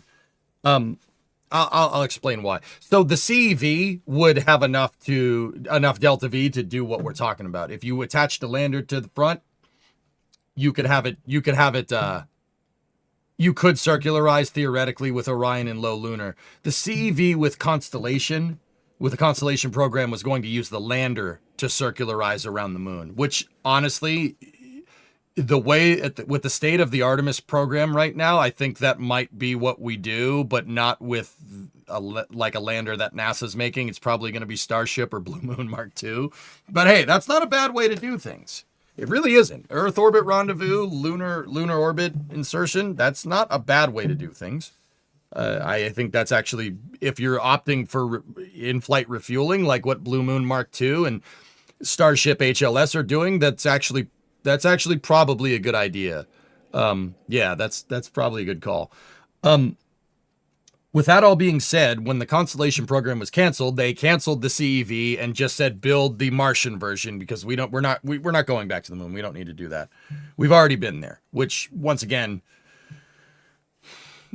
borderline stupid space policy at the time. Not borderline, that's dumb. But then again, having 2 service modules for your Orion capsule is also dumb. Apollo, the Apollo CSM was used primarily for lunar exploration. That was its big goal. That was its big thing. Did it do anything else? Well, yeah, of course it did something else. It was primarily designed to explore the moon, but there was this thing in the early to mid 70s as the Apollo program was winding down called the Apollo Applications Program. Part of the Apollo Applications Program was building a space station out of a unused Saturn V third stage. That's called Skylab. Now, if you notice, there's a CSM attached to the Skylab.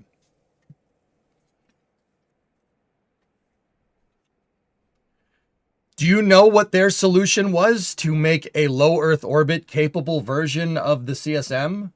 The CSM was designed to go all the way out to the moon. Now, obviously, if you're just going to Skylab, you don't need as much fuel, right? You know what their solution was? Fill it up halfway with fuel. Fill it up halfway with fuel. That way, you can get it to low Earth orbit and you don't have to be wasteful with fuel because you're not going to use all that fuel that you're going to use to get out to the moon usually, right? Just fill the tanks up halfway. That was their solution. And that is one of my big criticisms of the Constellation program. Why are you developing 2 service modules when you can just develop one that does everything and just fill the thing up halfway if you need to send it somewhere where the delta V isn't required? Fill it up halfway. Really, like why make 2? That's the dumbest thing I've ever heard.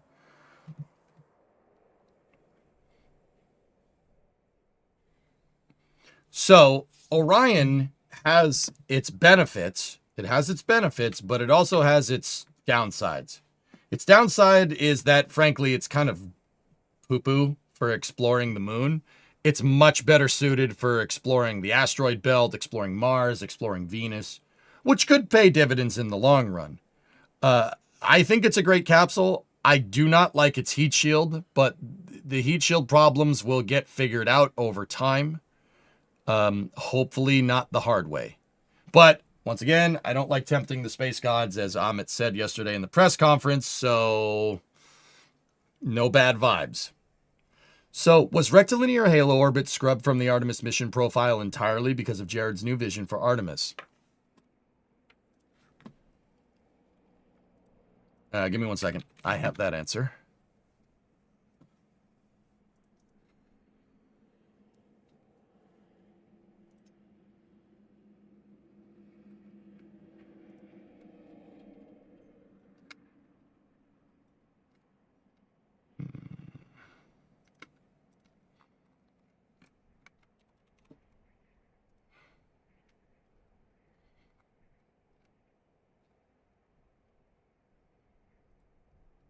I do believe my buddy Max Evans has an interview with Jared Isaacman that's premiering tonight on the NSF channel.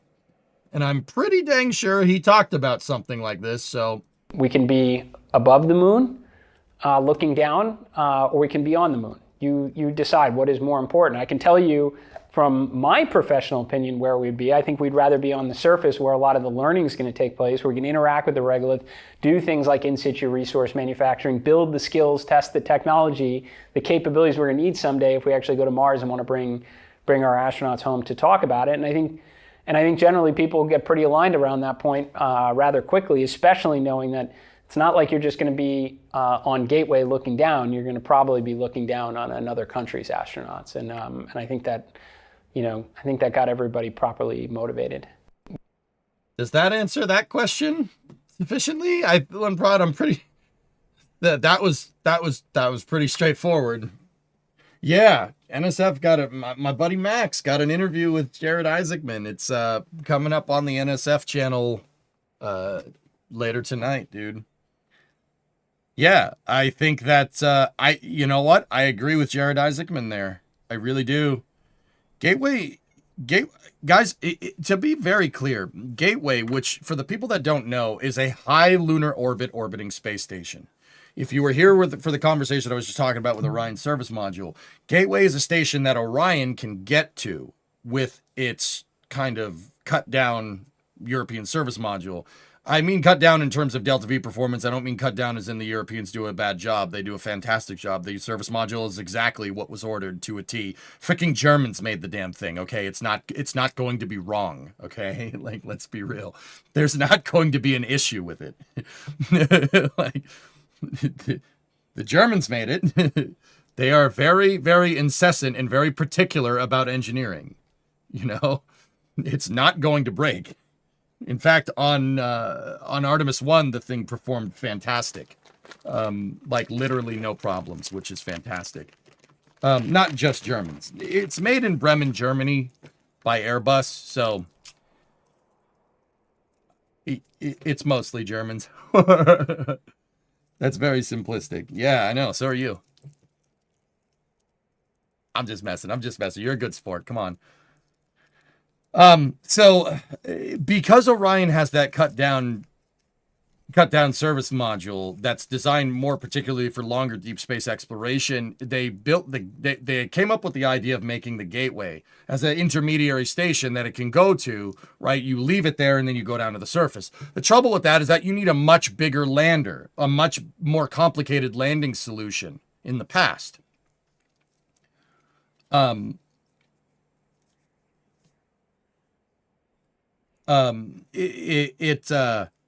It gives you, unlike Apollo, which had a two-stage landing solution, you have a descent component and an ascent component. From Gateway, you would need a three-stage solution. So something to get you down into low lunar to supplement the fact that there's an anemic service module on Orion, right? And then have a descent and ascent module. You have to redock with your transfer vehicle and then go back up to the Gateway and then get into your capsule and then come home. If that sounds like a really roundabout way to get to the surface of the moon, well, yes, Jared Isaacman agrees with you. I don't necessarily mind Gateway. It would be a really nice thing to have. The time to launch Gateway and get it up there was around Artemis 1. That was the time to do it. We are well past that point now. It would be nice to have. But if we are trying to get back to the moon by 2028, that is just a dead end. That is a Delta V wise, it's a dead end.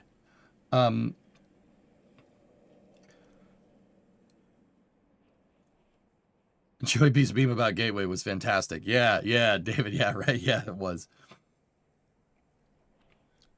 You also don't need two aircraft types for your airline to fly from Boston to New York or from Boston to Miami. That's right, Livin. Yeah, you got it.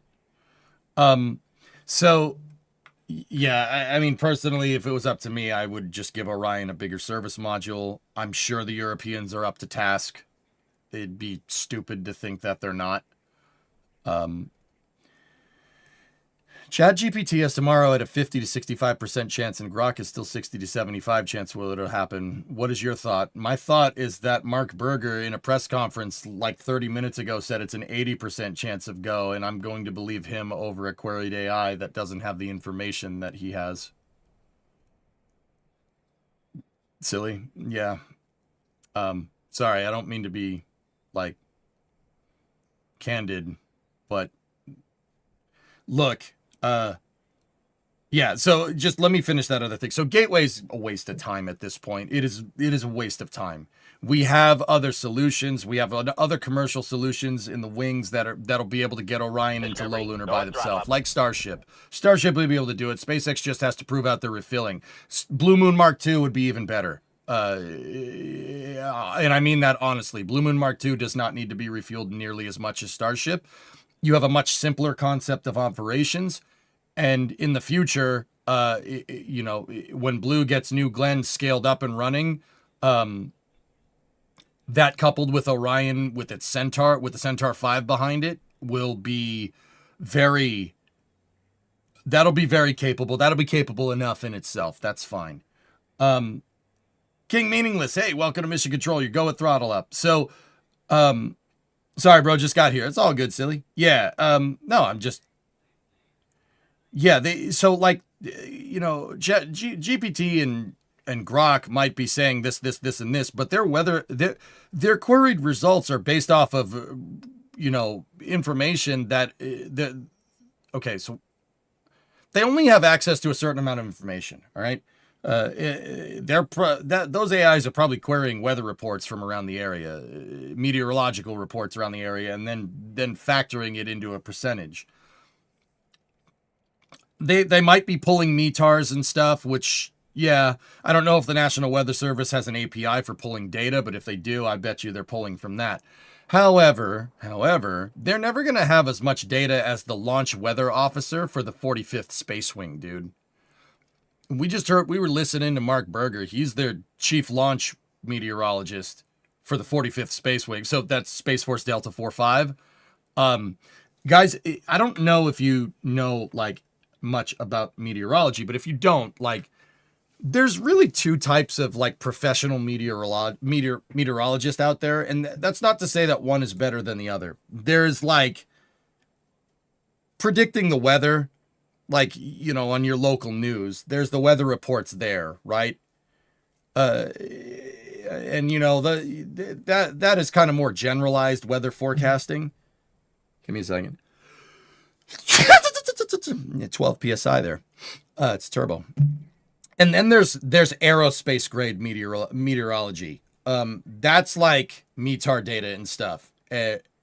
That's like the stuff that we use for planes to make sure planes don't like fly into a storm or something. Aerospace meteorology is much more applied. It is like you have to be a really good meteorologist to be like a meteorologist for an airport or something.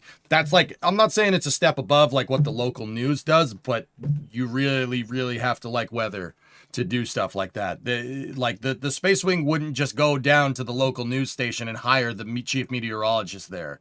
No way. The launch weather officers that control the eastern and western testing ranges are the best of the best. Like aerospace grade meteorology is a completely different beast than the weatherman on the television. So, like, silly, what I'm trying to tell you is that if Mark Berger says the chief launch weather officer for the 45th Space Wing says it's 80% go, I don't give a frick what Grok and GPT say. I trust him more than I'd trust the AI. Because he has that, frankly, because he has access to data that the AI doesn't. It's not a slight against AI. I'm sure if you gave the AI that data, they would come to the same conclusion as well.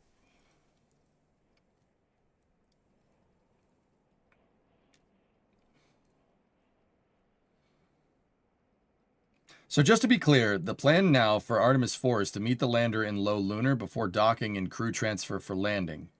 No. It's meet the lander in low lunar. I am not 100% sure what the Artemis 4 and 5 concept of operations look like, Lazarus. I'm not sure they even have them fleshed out at this point, if I'm going to be 100% honest with you.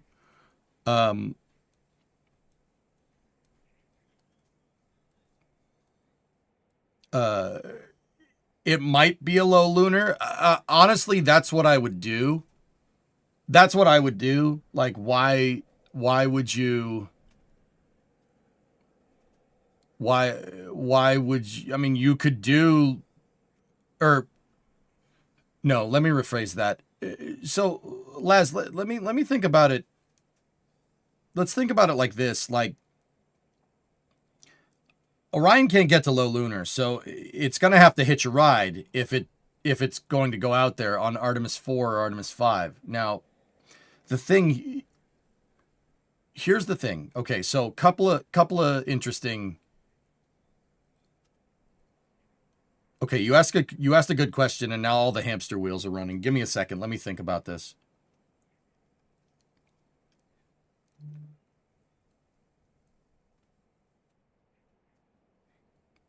All right, so Orion, like any other capsule, is constricted by how much life support you have on it. The life support on board forces a high energy trajectory to the moon, meaning about a 3-day transit. You have to fly on something similar to the Apollo program, or else you run out of air before you complete your mission. There are Delta V. There are ways to get out to the moon that don't take as much fuel, but you trade transit time, right? You're trading the characteristic energy of whatever you're using to send out there for transit time, meaning you can either get there faster and have a bigger rocket, or you can get there slower and have a smaller rocket.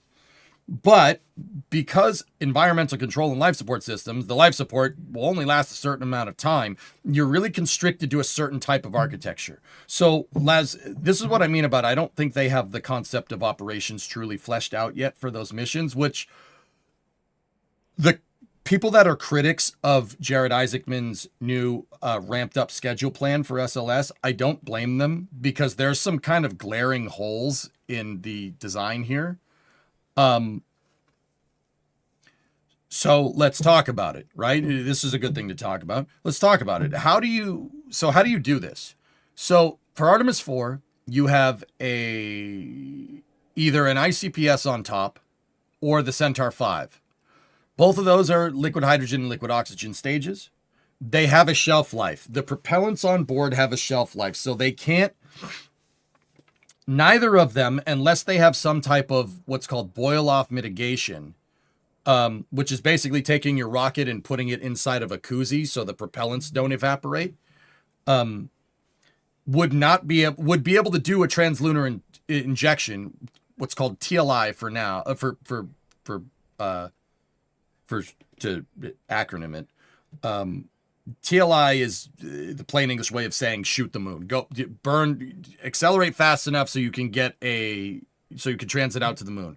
We know that has to be a high energy insertion, so a 3-day transit. So very, very high characteristic energy from that burn, right? Centaur and the ICPS can do it. Orion can't circularize in low lunar. So either they're going to rendezvous with Blue Moon Mark II and Starship HLS in a rectilinear halo orbit, and then the lander's going to go down to the moon, which I don't think they're going to do that. The reason why is because with that high lunar orbit, you only overfly the landing site like once every couple of days. Once every 9 Earth days is when, in that high orbit, is when Orion is over where you want to land. We want to land at the South Pole, right?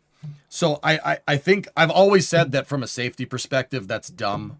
That's really stupid. Orion not being able to get to low lunar is a glaring problem if you want to sustainably explore the moon. I've been saying that for years, Laz. You've probably heard me say it many times. So Centaur has like a 2-week loiter time, good enough for Artemis 4 and 5. The ACES Centaur could loiter for like 6 months. Does it, Drew? Does it have a 2-week loiter time? I was under the assumption that it's only for like 12 hours at best.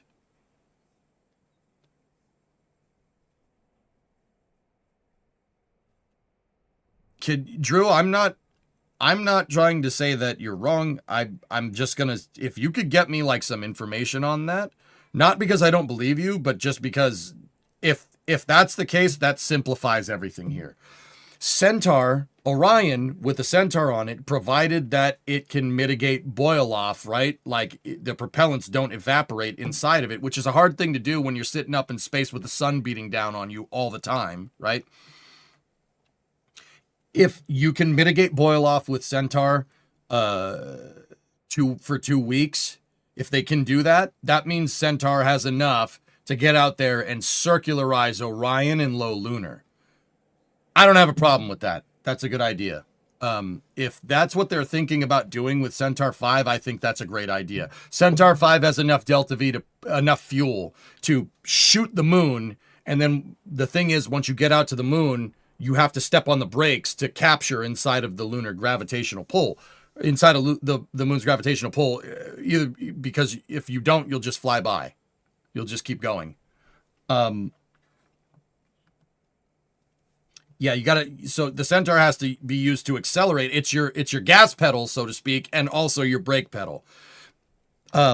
If the Centaur has a 2-week loiter time, meaning 2 weeks of boil-off mitigation out of the box, which I wasn't aware that was a thing. If it does have that, Centaur can circularize it around the moon, and they can rendezvous with the lander waiting and then go down to the surface. That's a pretty good architecture. Because the reason why that's good, right, is because that means SpaceX and Blue have time to get their landers in position. You're not constrained. You're not constrained by Starship being refueled a bunch of times. If SpaceX can put a fully fueled HLS out there, it provided it uses the fuel to get all the way out there, and Starship has boil-off capability built in from, like, out of the box. Yeah, that's a pretty nice consolidated architecture. I actually like that. That'd work for Artemis 4. That'd work. And it would work for 5. Swap out HLS for Blue Moon Mark II. That'd work just fine. How do you think Blue Origin will handle the hatch for their lander, as I don't think the EVA suits will fit through the IDA, and they're showing docking on the side of the hatch within a hatch? Andrew, the way I like to think about that, dude, sorry if this comes off as kind of a non-answer. The way I like to think about that is, if you spotted that idea right now, and I spotted that idea right now, there's no way Blue doesn't know about it. There's no way. They'll probably design their airlock to be able to have the suits go in and out of it, dude. I didn't know that about Starship, the boil-off thing. Starship has boil-off mitigation out of the box, Ator. I'm not sure how HLS is going to do it, but I do know that it has to. It has to have boil-off mitigation, or else you just boil off all your methane before you get out there. It has to, for SpaceX's concept of operations. Why don't we just get a hypergol upper stage and not worry about it? Goalie, that's been my solution for a long period of time. Guys, the more and more I think about it, the more I think canceling the Block 1B version of SLS is a really bad idea. I think that's not that. I like Jared Isaacman. I like everything that he's doing. I like that he wants to up the launch cadence. I think that's a good idea. We should have made the push to do it with the EUS instead of Centaur 5. Now, the argument there is that Centaur 5 is already flying, so it has some flight heritage behind it. But, yeah, that'll be better for the short term. That's really going to hinder you in the long term. That is really going to hinder you in the long term. Goalie, if Jared Isaacman had pushed for the EUS as your standardized architecture, which frankly, that's what it should have been from the start. If we had pushed for that standardized architecture, SLS could have launched with a co-manifested payload. A co-manifested payload means that you could have just taken another, and I say this like this is some easy thing to do. Nothing is easy in spaceflight. It's not kit bashing rockets like it is in Kerbal. It doesn't work that way. There would have been hard things to do with this architecture. But if you could launch SLS with a co-manifested payload, have the Orion with its service module out there, and then have another service module inside of your universal stage adapter.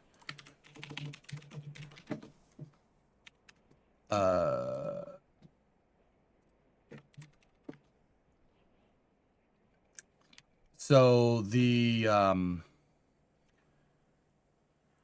the exploration upper stage was supposed to fly with a stage adapter called the USA, the Universal Stage Adapter. This is no longer a thing. I don't think that's particularly a good idea, but whatever. Long story short, you could carry a lander in here. Carry a lander that's just this Orion service module, straight up. Orion service module with some landing legs and a crew tank at the top.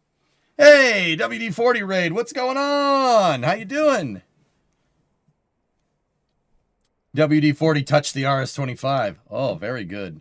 Goalie, I think that would be that would be a particularly quick way back to the moon. I don't think that would get you there in 2028, though.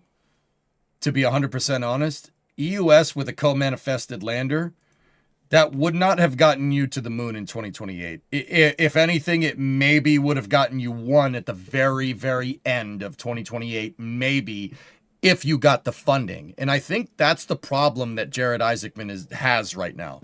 Goalie, his problem isn't that he hates the EUS. It's just that they probably figured out that the EUS is not going to get people back to the moon by 2028. So they went with a different solution there to try and improve the odds of getting there by 2028. Now, like I said, the EUS probably wasn't going to get you there in 2028. But if you had it for further lunar exploration, dude, yeah, you can offer a much more direct path to the moon that doesn't involve commercial partners. And at the end of the day, that's what I think NASA needs on top of the commercial landers. Blue Moon Mark II is great. Starship HLS is great. You're not going to need to land 100 tons or 20 tons down to the surface every time. Sometimes you're just going to need to send people. So a 2-person lander to get down to the moon base is probably a good idea. Just having something like the LEM just to get people down there. Once you move into your house, you don't need the damn moving truck anymore. You just need your car, right? Yeah, I think with the EUS and the Universal Stage Adapter, that offers much more long-term viability for SLS and lunar exploration. But yeah, with Centaur 5 on board, you are afforded that long-duration loiter time, right? And if they make it aces, then yeah, it'd be much easier. But at that point, if you can refuel a Centaur and if you can refuel Centaurs and they can stay on orbit for months, there's no point in having SLS anymore. I don't think, look, guys, I don't think surrendering super heavy launch capability is the right idea. I don't think it was the right idea in the 70s. And I still don't think it's the right idea right now. But either way. You were just inside an RS-25 WD? That's cool, man. Is that the one that's at the press site? I've seen that engine before, dude. Yeah, that was at Intrepid one time. An EUS with a J2X would be sweet. Agreed. Yeah, that'd be really good.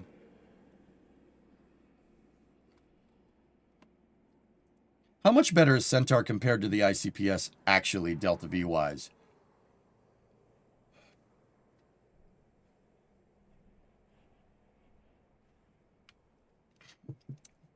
Lads, it's about the same. The thing is that... So there's characteristic energy and then there's delta V. C3 is a little bit different. And then there's also thrust to weight. What the Centaur has going for it is that it has 2 RL10s on it instead of 1. The delta V, I think Centaur is slightly higher than the ICPS. With Centaur, Scott Manley did a calculation on this, and a little while back when they first proposed the B1S architecture. Scott Manley did a thing about this, and I trust Scott. I know his calculations were probably good. He is really smart, after all. He said that with boil-off mitigation, you'd be able to circularize in low lunar, meaning that Centaur, if you're thinking about it like that, Centaur has a lot more... It has an order of magnitude more delta V than the ICPS. Also, it has the thrust to weight ratio to pull it off because you have 2 RL10s instead of 1.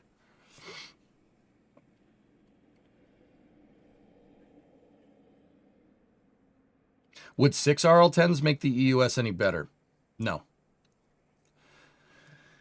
Pigzig, here's where I'm at with the EUS.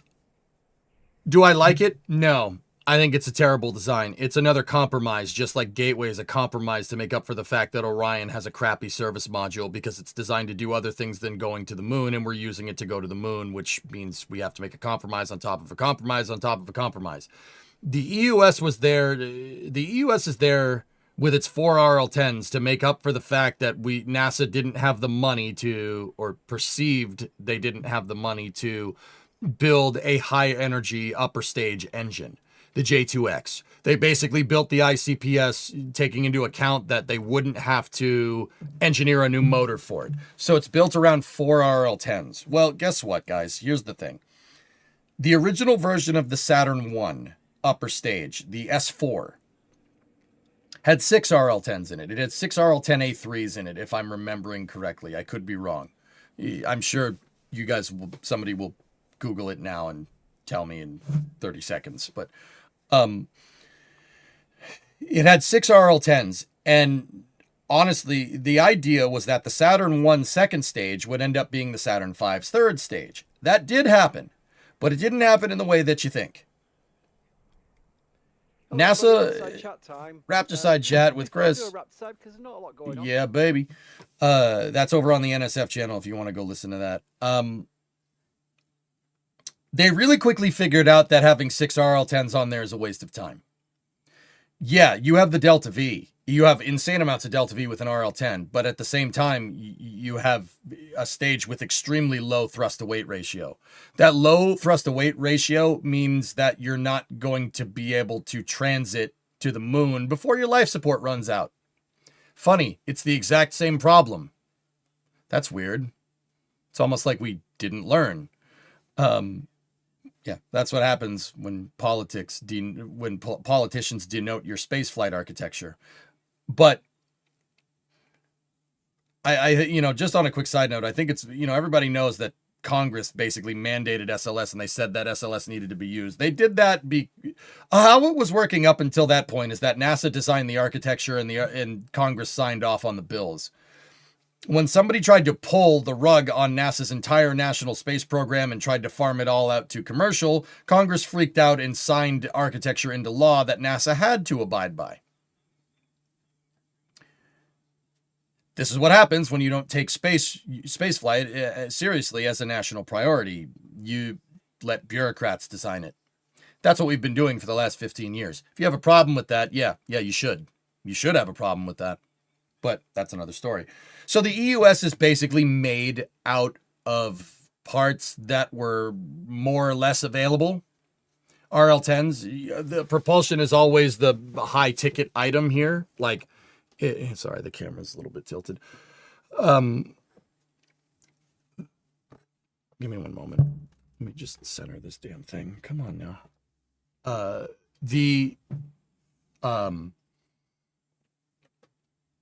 Yeah, the EUS is basically made out of spare components. Now, Apollo, going back to Apollo with the S4B, with the S4, they decided that it wasn't a good idea. So they opted to take a second stage engine and redesign the second stage into the S4B.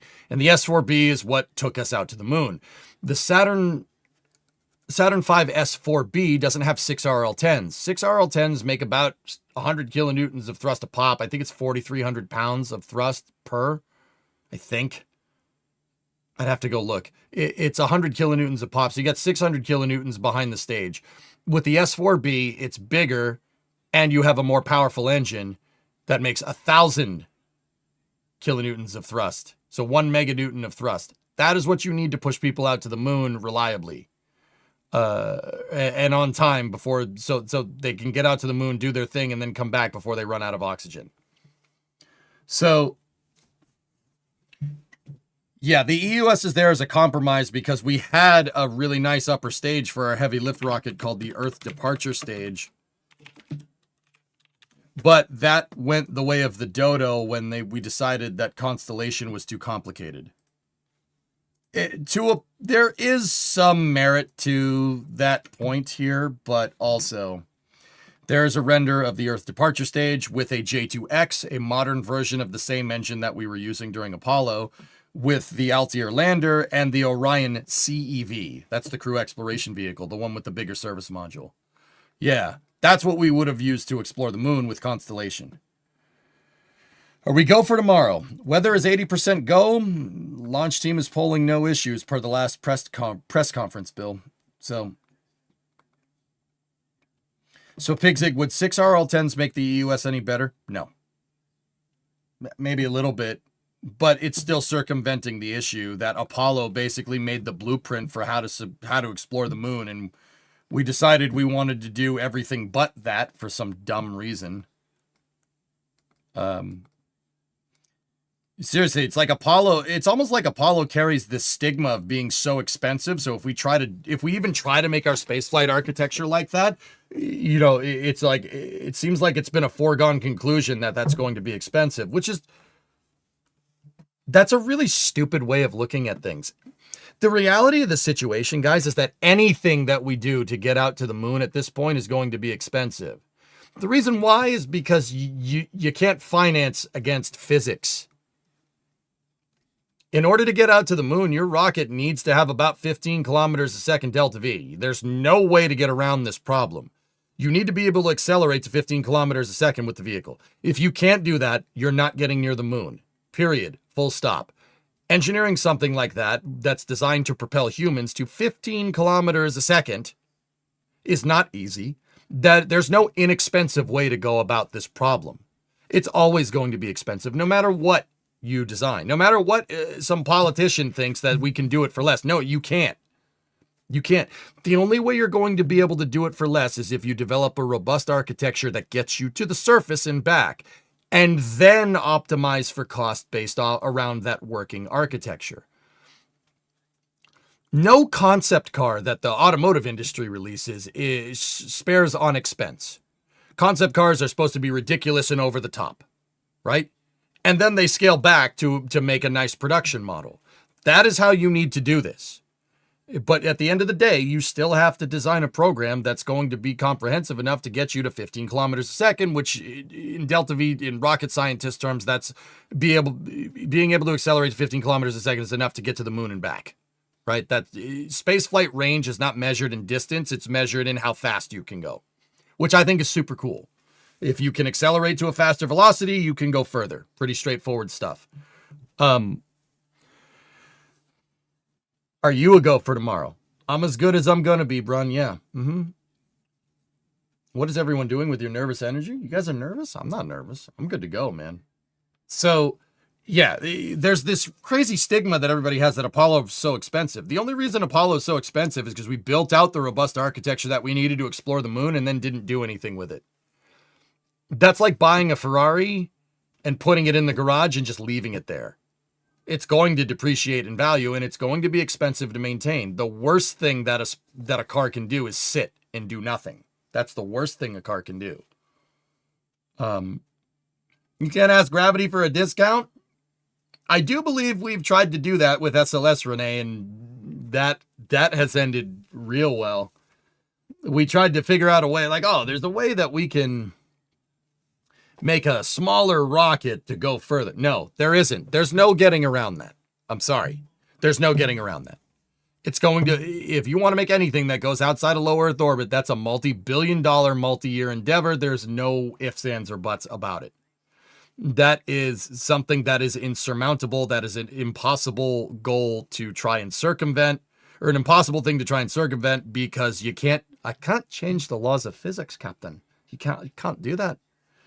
Unless we have dilithium crystals, in which case, yes, maybe. But that hasn't happened yet. We need Zephram Cochrane. Just run it in reverse, lower the mileage on the Ferrari, like in the movie. Yeah, that ended real well in that flick. Yeah, that was a good idea. It's like you looked at a long-term program receipt 10 years and said, oh my, that's too expensive. That's the point. Yeah, it's ridiculous. It's ridiculous. We keep trying to think like, oh, well, we went to the moon with Apollo, and that wasn't the right way to do things. That was too expensive. That was too expensive. We got to find another way to do it. It's like we've tried to fight against the fact that the Apollo is basically the pinnacle of lunar exploration design. And I really don't care what anybody says. Like, you can say, well, no, EJ, it's not sustainable. Yeah, bull crap, dude. Buh! It's not sustainable. Buh! No. Yeah, okay, it's not sustainable because every other lunar architecture where we've tried to compromise has gotten us closer to the moon, right? That's gotten us closer. Oh, wait. No, it hasn't. That's weird. Sorry for large electrical man references. I'm not. That guy's cool. couldn't you hold Scotty back till launch? I mean, maybe that might work. So it sounds like the mission profile depends on whether or not they manage to adapt Centaur in time for Artemis 4. See, Laz, that's always kind of been, that's been my big thing with Jared Isaacman's plan. Not that I'm trying to second guess him or Ahmed or anybody else. I'm sure their plan is very well thought out. I'm sure they put some thought into this. Honestly, for the time it's going to take for them to standardize Centaur, why not just push through with the EUS? Centaur is a less expensive solution because it's flight proven, and that will get you a quicker cadence in the short term. Right?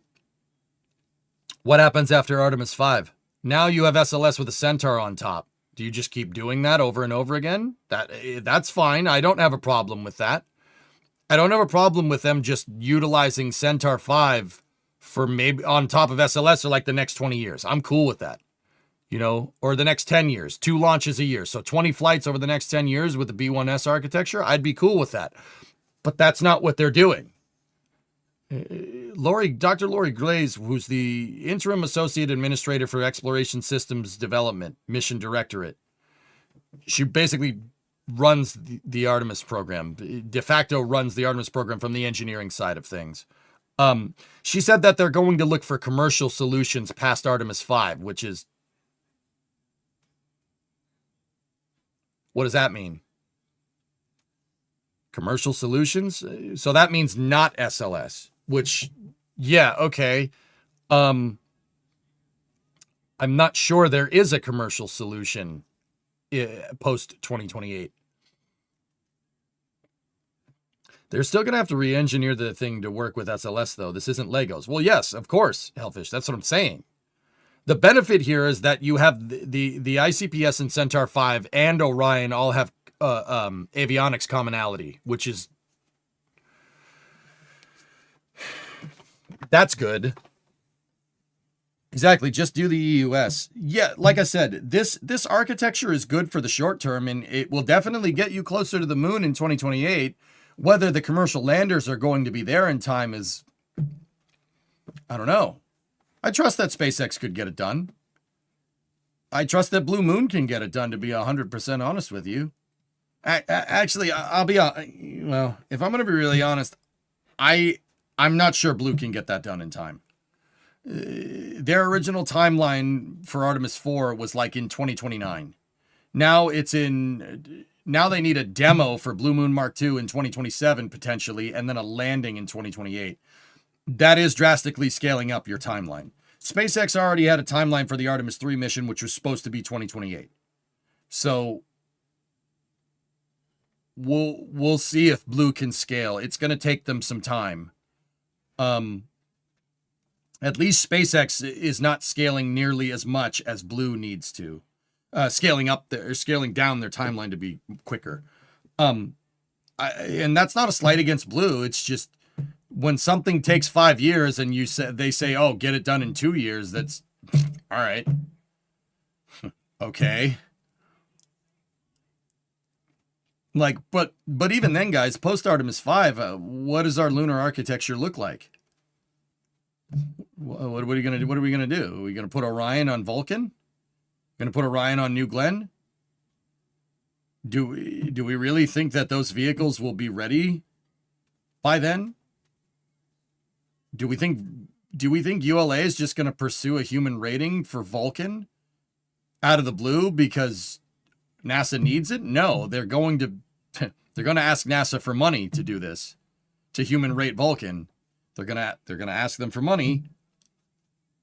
So now you got to spend money human rating an entire another launch vehicle when you just could have used the EUS at this point. That's what I mean. I don't mind the Block 1S standardized architecture. I think that's a good idea if the EUS is going to take some time. But not having the SLS have the ability to co-manifest payloads, basically the bigger version of SLS is going to screw us in the long term. Best case scenario, we get a lunar landing, maybe 2 in 2028, but I'd be very curious as to what Rook has up his sleeve. Jared Isaacman has up his sleeve for post Artemis 5 launch operations for exploring this moon base and getting people to it. They laid out a pretty dang good plan in Ignition about getting everything but people to the surface. You know, lunar rovers, solar panels, battery banks, HAB modules, terrain grading vehicles, construction equipment. All right, what about people now? How's that going to work? Are we just going to keep using HLS and SLD? Like, probably off topic, but have you gone to see Hail Mary? I have, Klavic. It's one of the best sci-fi movies I've ever seen. It's in my top 20 movies all time. No spoilers. Don't say anything about it. Some people still haven't seen it.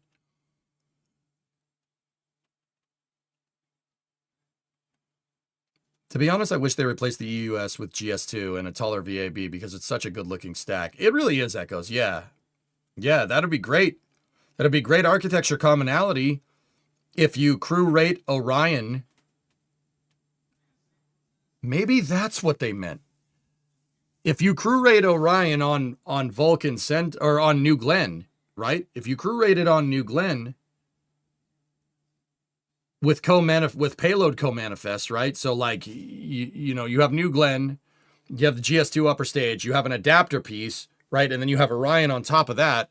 And then in the future, you just take that and put that on top of SLS, raise the VAB and stuff. You'd need to build a bigger high bay to do that. But if you did do that, that would be pretty good commonality. Maybe when Lori Glaze said that they'd be looking at more commercial options, maybe she was talking about commercial options for an SLS upper stage. It's possible. I don't think that's what she meant.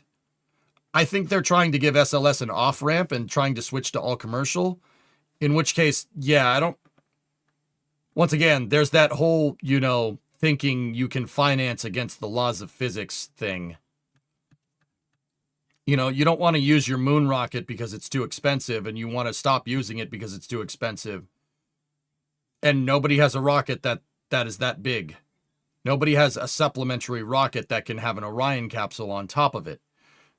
So yeah, you're saving money, but you're also you're not going to the moon now. Once again, that's what I'm talking about, guys. There's no way to finance against this product. You can't finance against it. It's always going to be expensive because unless we invent warp drive or something, right? It's always going to cost a certain amount to get to the moon. Like, and engineer out an architecture to get to the moon. Like, it's New Glenn 9.4 with a Centaur 5 on top. We're looking at a rocket that's like significantly taller than the Saturn V here, Frowlin. Hopefully we can get HLS there uncrewed with machines to provide the groundwork for the base after Artemis 5 and then land people with whatever we have then. Well, see, Frowlin, the whatever we have then part is what I'm curious about. They might not try for people until phase 2 of the moon base. Interesting. Where does Falcon Heavy equate in all of this? See, Miller Time, Falcon Heavy has really high throw. You can throw a lot into low Earth orbit with one of those things. But Falcon Heavy was not designed as a super heavy launch vehicle. I know that people are looking at me funny. It's not designed to do the same task as SLS. And this is why everybody, people say, like, oh, why not use Falcon Heavy instead of SLS? You can't, all right? Without significantly redesigning the upper stage of Falcon Heavy. Falcon Heavy was not designed to move heavier payloads into space. It was designed to move regular payloads further into space. Does that make sense? i.e., Falcon Heavy just has a regular Falcon 9 fairing. It's just designed to carry basically a geostationary satellite up there, and Falcon Heavy was SpaceX's solution of being able to lob a heavy satellite out to geostationary and get all of their cores back. That was their solution. It's not designed to move heavier payloads into space, even though it has the Delta V and payload capacity to do that. It doesn't have the load capacity to do that. Because once again, believe it or not, it's kind of the same problem that SLS Block 1 has. Falcon Heavy is just designed to have a Falcon 9 stage on top of it. That's it. That's it. SLS Block 1 is just designed to have the ICPS or maybe a Centaur 5 on top of it in the future, and that's it. You're very much hindered by your upper stage in this design. If SpaceX redesigned Falcon Heavy to be able to have, I don't know, like a New Glenn second stage on top of it, I know that sounds ridiculous, but it would be one of the weirdest looking rockets I think ever. It would be a very strange looking vehicle. But if Falcon Heavy was redesigned to be able to handle the loads of having a GS2 up on board, I guarantee you it could throw more payload into low Earth orbit than New Glenn. I guarantee it. Can't you just make a bigger fairing? Guys, in terms of engineering pathways for scalability of launch vehicles, widening your core diameter is always a no-no. That is not an easy thing to do. Lengthening the vehicle is much easier to do from an aerodynamics standpoint than widening the vehicle. That's the reason why Elon with Starship has been insistent on just making Starship version 4 just taller. Now, you do run into problems if your vehicle becomes too tall. You run the risk of what's called lateral pogo oscillations. Basically, the thing's it's so big it just does this. Right? There's a point where you can only make the thing so tall before you have to make it wider to be able to support it so it doesn't do this on the way up. Saturn V was close. Saturn V did have lateral pogo. It wasn't that bad. SLS has it too, for what it's worth, but it's not that big of a deal. Aero usually settles it down and kind of keeps everything fixed, and it loads up the vehicle. It keeps it nice and rigid-ish. No development will go into Falcon Heavy or Falcon 9 the next 10 years. It would drain the power out of the Starship project. I'm well aware of this. But Fallon, that's why Falcon Heavy is for deep space exploration, it's kind of useless. I think people that say, well, why launch it on SLS? Just launch it on Falcon Heavy, really, really, really don't understand what they're talking about. That's like a quick Google search. You see, SLS can move 100 tons to LEO, Falcon Heavy can move 70. Well, why can't we just use that? It's cheaper. Well, because that's not designed to throw heavy payloads into space. It's designed to throw lighter payloads further into space. There's a big difference there.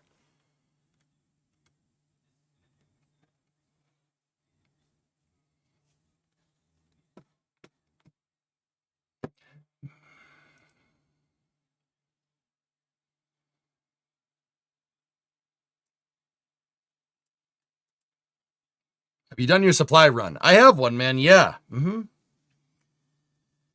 Empty Orion on New Glenn. Starship for tugging and Dragon for people to launch to LEO. So Driados, yeah, there's tons. There's 1,000 different ways to So Driados, there's 1,000 different ways to what our commercial architecture looks like. If they do get rid of SLS, right? There's 1,000 different ways that you could do this. You said launch an empty Orion on New Glenn, Starship for pushing it out to the moon, and Dragon to get people up there. So Driados, think about this for a second. You're launching an empty Orion, and then you're launching a Falcon 9 with Dragon on top of it to get people to the Orion to circumvent human raiding New Glenn, right? And then you deorbit Dragon, bring it back down, and then you launch Starship, refuel it a bunch of times, and, actually, presumably, let's say Starship's already refueled when you go to do this. Then have Orion dock to HLS, then shoot the whole thing out to the moon. With an SLS Block 1B, with a better upper stage, does that in one launch. Does all of that in one launch. Keep in mind, that's 10 to 12 Starship refueling flights, right? The HLS launch, a Falcon 9 launch, and an Orion launch off of 36 with New Glenn. So that is cumulatively 15 to 20 launches when SLS Block 1B with a better upper stage could just do it once. You could do it once. Do you see what I'm talking about? Even SLS, even at this point, dude, which is horribly inefficient, even SLS with just a Block 1S architecture like Centaur 5 on top of it, that is still less complicated, despite having a much more complicated launch vehicle for launching people on.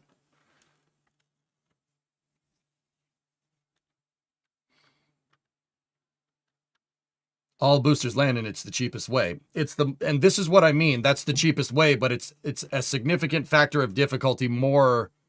You're trading cost here for mission complexity. Your mission is way more complicated. There's 1,000 more points there's 1,000 more ways in which this whole mission can fail.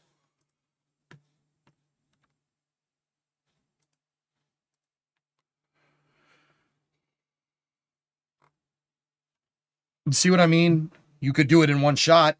Yeah, that one shot on SLS would be more expensive.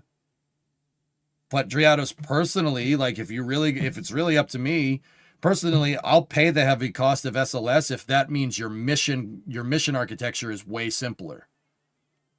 Heck, I would pay for a Saturn V because the mission architecture is so much less complicated that honestly, for shooting the moon, the price tag makes sense. Like, I'm sorry, guys, there's just no way of getting around this problem.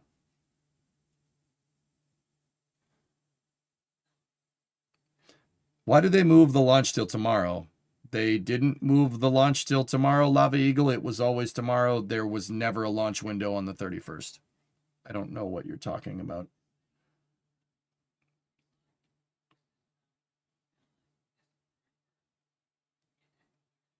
I noticed that there's a full moon today. Is that just a coincidence? Just a coincidence, dude. Lunar phasing has nothing to do with mission criteria for this visualize. It's really just more about getting this thing out to the moon and back. The state that the moon is in is, yeah, any like what phase the moon is in, et cetera, is just coincidence. You could just Crew Dragon True to put astronauts in Leo, let them dock with HLS Starship, transfer crew, and move a ferry Starship along with HLS to low lunar on the moon. HLS does its lunar mission, comes back to low lunar and docks with a ferry Starship, transfers the crew and moves back to Leo to low Earth orbit where the Crew Dragon takes the crew. Yeah, Jedi, think how many docking operations do you have in that? In what you just said? How many docking operations are in there? Okay, Crew Dragon to put astronauts in Leo. Dock with the HLS Starship. 1. Transfer crew. Move a ferry Starship along with HLS to the moon. 2. HLS does the moon mission. 3 for going down and coming back up. Comes back to low lunar and docks with the ferry. So that's the coming back up part. 4. Ferry Starship transfers the crew and moves back to low Earth orbit. 5. Where they re-rendezvous with Crew Dragon. 6. 6 rendezvous proximity operations between 3 different vehicles. Now think about Apollo. So what's Apollo? Launch. CSM separates, docks to LEM. 1. The whole thing separates. They circularize in low lunar. LEM separates. 2. Goes down to the surface, comes back up. 3. They undock, go back to Earth. 4. That's 4 between 2 vehicles. Do you see what I'm talking about here? And 4 over 2 vehicles in one launch. That is way simpler, dude. Look, guys, to be very fair, like I get the feeling that you guys think that I think that moving entirely to commercial is dumb. I don't think that it's dumb. I just don't think that this is the right time to do it. I think that Apollo taught you some very valuable lessons about the moon and how it should be explored. And I think it would be very wise to keep going where they left off with a similar architecture until something more favorable comes along. I do not think that something more favorable is going to be coming along in 2028. That's where I'm at. If you disagree with that, yeah, fair. Maybe.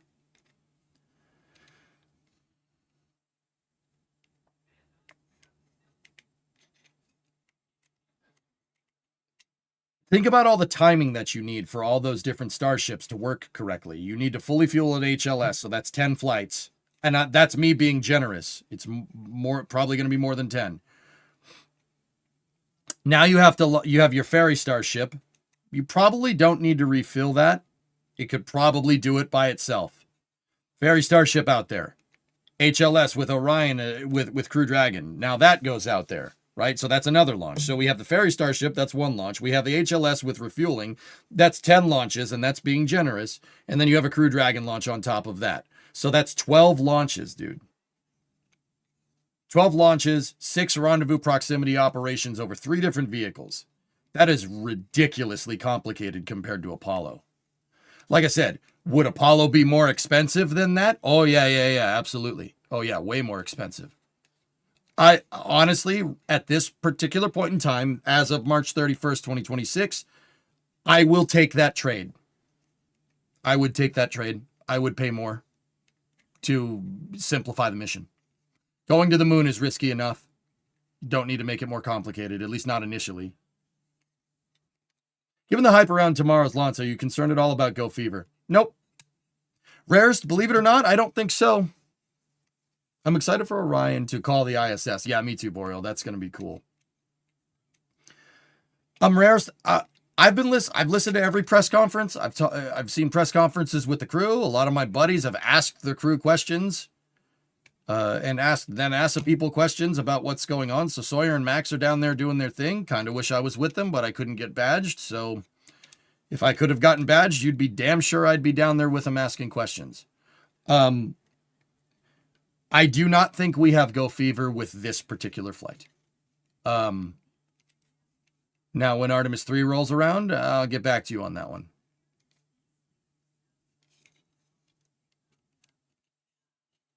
I agree with you, but there would be a huge mass-to-surface advantage in HLS as well. Yeah, of course. But our goal right now is just to get back to the moon. Not land a gigantic moon base. By Jared Isaacman's own admission, that's not happening till the 2030s. Apollo-type missions is the best and is truly the cheapest way to go. Anything else would just make it more complicated. It's convergent design. Yeah, exactly, Shogun. They did that because they had to do it they had to do it in a timely manner. Yeah, Rarest, I ain't worried about it, dude. Some dark corners of doubters are concerned about the heat shield. Did they adequately address those? Rarest, I don't believe in tempting fate. You know, I talk a lot about how make sure physics is pretty inalienable. You can use it to your advantage because you could take into account that things are absolutely going to happen if you do one thing or the other, right? I'm the one that's always saying work within the confines of physics and go from there. However,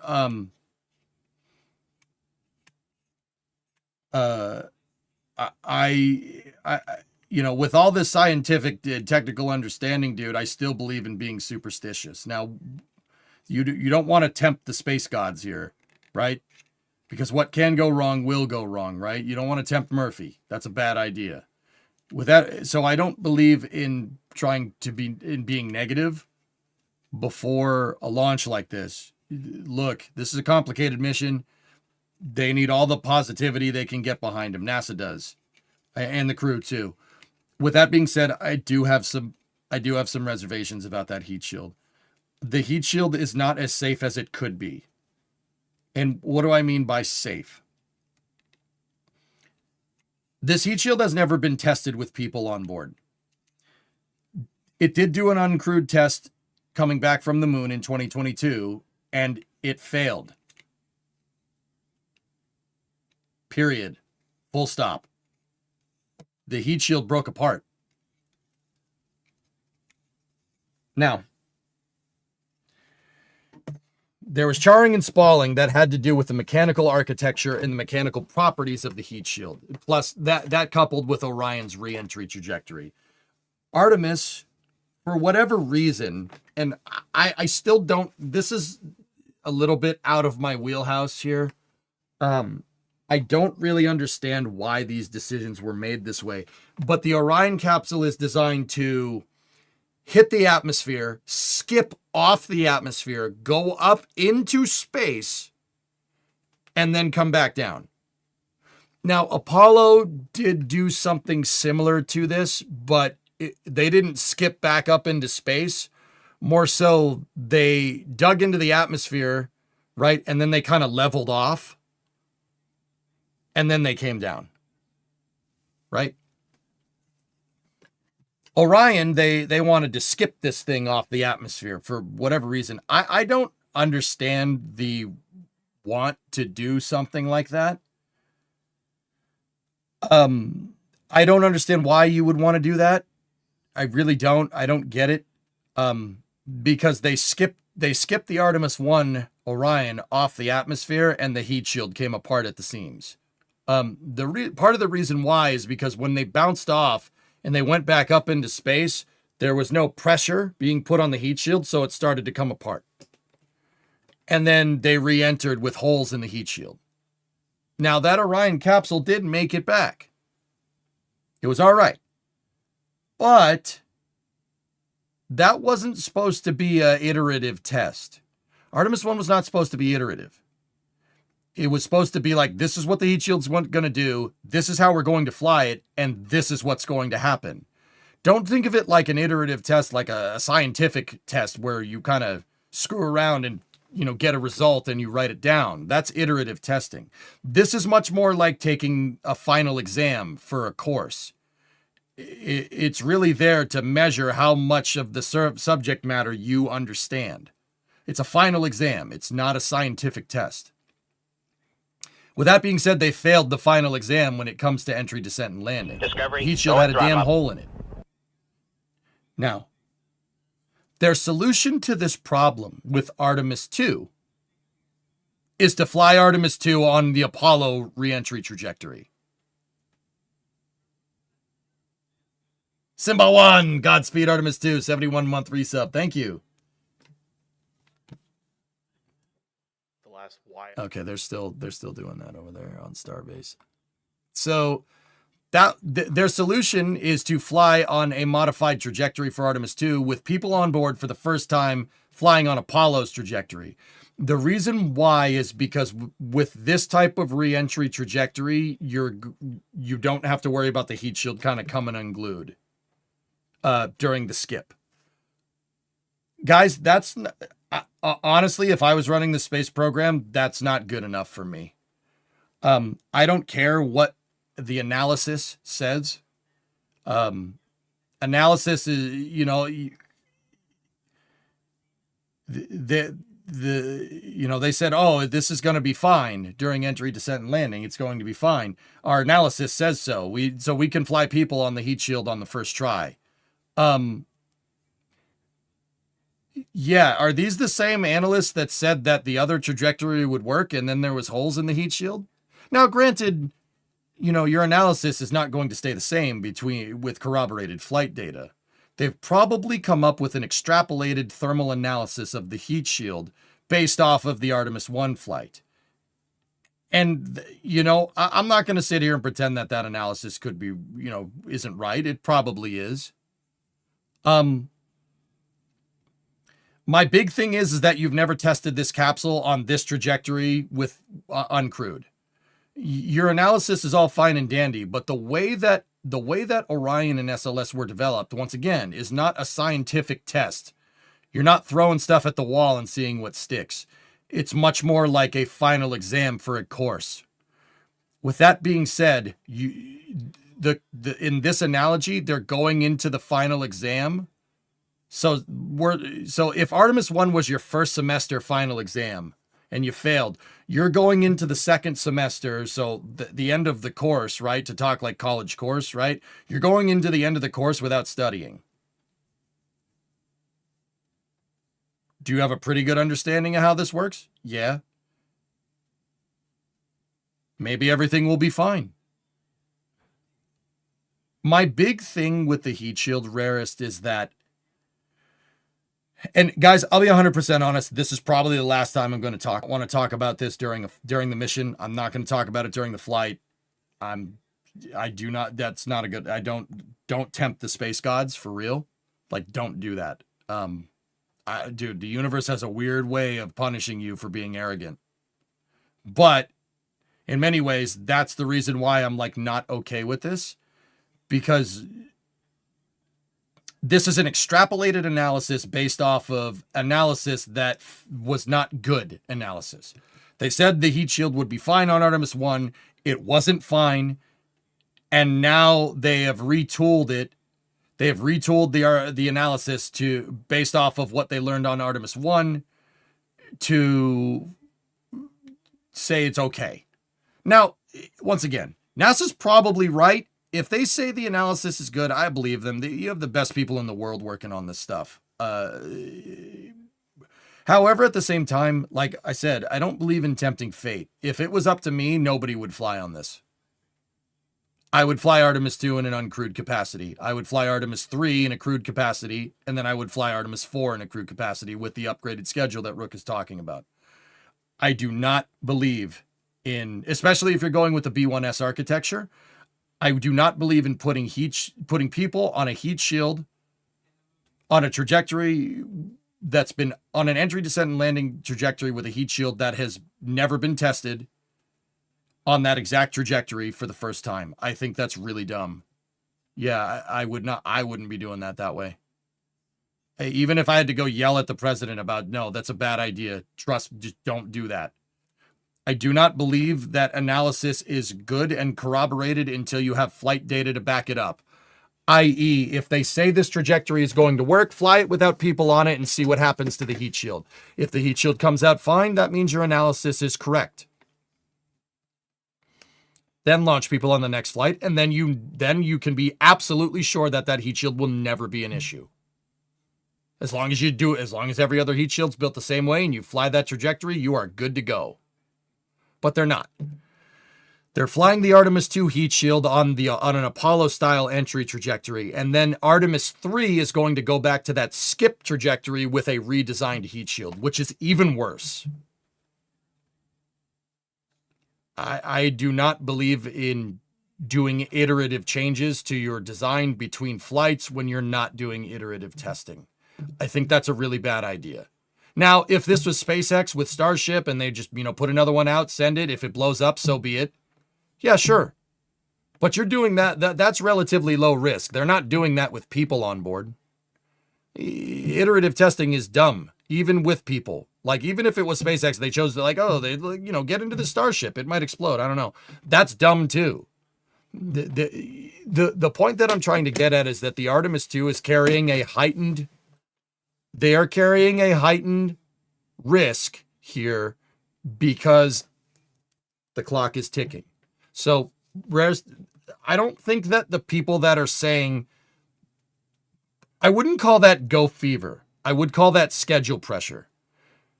The reason why I wouldn't call it go fever is because go fever implies that you can fix this problem, you could fix this problem relatively easily if you just wait. This problem is not a problem that's going to be fixed by waiting. This problem is a problem that needs to be fixed by flying. My thing is that you're shouldering more risk than you need to on top of an already extremely risky mission. Guys, I'm not going to lie to you. The Apollo missions made going to the moon look easy. It is not easy. It is not easy. Look at even nowadays, guys, with the commercial, look at commercial providers. Who has low Earth orbit access capability that is a commercial provider? Who?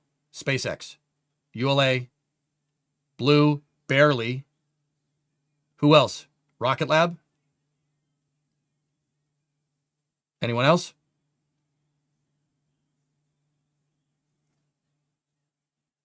The ESA. The ESA is not a commercial provider, Dan. I'm talking about commercial.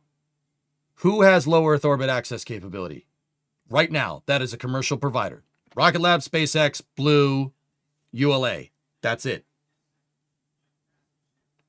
Out of all these other small sat companies, right?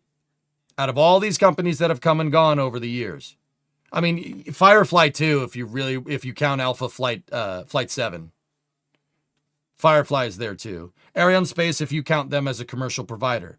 Now, think about that comparatively to all commercial companies. There's Stoke, which is looking promising but unproven. There's Relativity, looking promising but also unproven. How many attempts has there been for orbital access capability? There's Virgin Orbit. They went under. Astra is doing something with Rocket 4. I don't know what it is, but they're doing something with that. Right? Spin launch, gone. Astra, gone. Even now, this is not, like, even for commercial companies, it is still difficult just to get to low Earth orbit. That's what I'm saying. And look at how long it took us to get to this point where we have 4 operational low Earth orbit reliable access vehicles. Like, rewind, guys, to 2015. What commercial contractors in the United States can get to orbit? SpaceX and ULA. That's it. That means in the last 11 years, we've only had 2 more additions. 3 if you count Firefly, 4 if you count Astra with an asterisk next to it, over the last 11 years. All right? That should show you the reason why I'm saying this is not to denigrate commercial. The reason why I'm trying to tell you is because I'm trying to get people to calibrate their factor of difficulty here for how hard it is to actually go to the moon. All right? We've had potentially 6 new additions over 11 years. 2 of them are, Firefly Alpha. I would say Alpha could be reliable with Block 2, but it's not very. Rocket 3 did make it to orbit with Astra, but it's they abandoned that rocket themselves. So if we're talking about reliable access vehicles, Electron, Falcon 9, New Glenn, and even New Glenn's only done 2 flights, right? And ULA with Vulcan. Even Vulcan's having problems. Vulcan and Atlas too, right? Atlas 5 as well, not Atlas 2. Atlas 2 has not flown in a long time. The point that I'm trying to make is that that should be a good calibration for understanding the difficulty involved here. All right? Now times that by about 4. Take that factor of difficulty for getting into low Earth orbit and times it by 4. That's how difficult it is to go to the moon. How did I get a 4x multiplication? Well, you have a bunch of different things to deal with. 1, delta V. You need to build a much bigger rocket. That in itself is way more complicated. 2, on top of building a bigger rocket, you have to build something that has long-term loiter capability for capturing the moon. 3, you need to build something that can hold people, for 2+ weeks on a coast out there. So that means your vehicle now needs to be human rated on top of it. 4, you need to develop a heat shield that can take hitting the atmosphere at 25,000 miles an hour. All right? 4x factor of difficulty. Each one of those problems in itself is as difficult as getting to low Earth orbit, period, full stop. So what am I talking about? What I mean here is that you are taking unnecessary risk with Artemis 2 on top of it being a 4x difficulty mission comparatively of going to, say, the ISS, for instance. At rarest, I personally don't think that NASA should be taking these risks right now, but higher risk, higher reward. I really hope the people that did that thermal analysis on the heat shield know what they're doing. And that's all I'm going to say about this. I don't believe in bad vibes during a mission.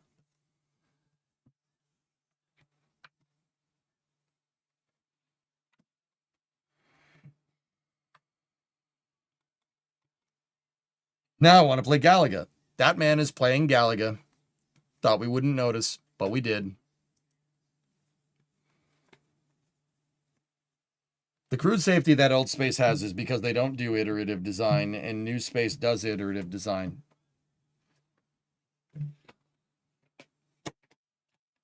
Do you think Dragon 2 was iteratively designed, Jedi? Honest question. What time are you going to start tomorrow? I'll be here at 0700. So 7 in the morning. Just landed in Orlando and he changes with Artemis. Nope, still looking at 80% go. Falcon 9 was iterative design. That's not what I asked. I asked about Dragon. Dragon 2 specifically, the crew-rated variant. Was that iteratively designed? Think about it. Can I check your last comment? Sure, Aitor, what's up? That number is probably just still after stage disposal burn. Shall I send the link? I'm looking throughout the Vulcan user guide and not seeing an endurance limit, but the longest mission duration is 7 hours, 21 minutes. Yeah, Aitor, that's not long enough. That's what I'm getting at. 6:24 p.m. launch time Eastern tomorrow, G-Man. It came out of Cargo Dragon. Yeah, it shares some design heritage, but I wouldn't call that rapid iteration. I would call that engineering pathways, similar to SLS Block 1 to SLS Block 1B. It was not it was not rapid iteration. They did iterate on the design, but it was over time. Same with Falcon 9. I mean, if you really want my honest opinion, comparatively, and my metrics for this is comparing it to Starship. Starship is full rapid iteration, sending it and seeing what happens. It is 100% that. That is not how Falcon 9 was developed.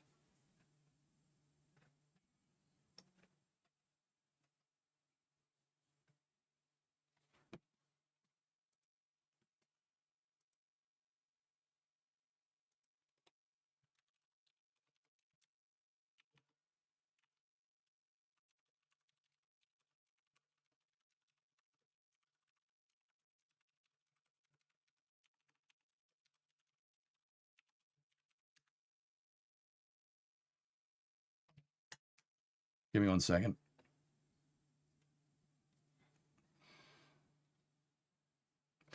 If they aborted any time before TLI, how much would that affect Artemis? It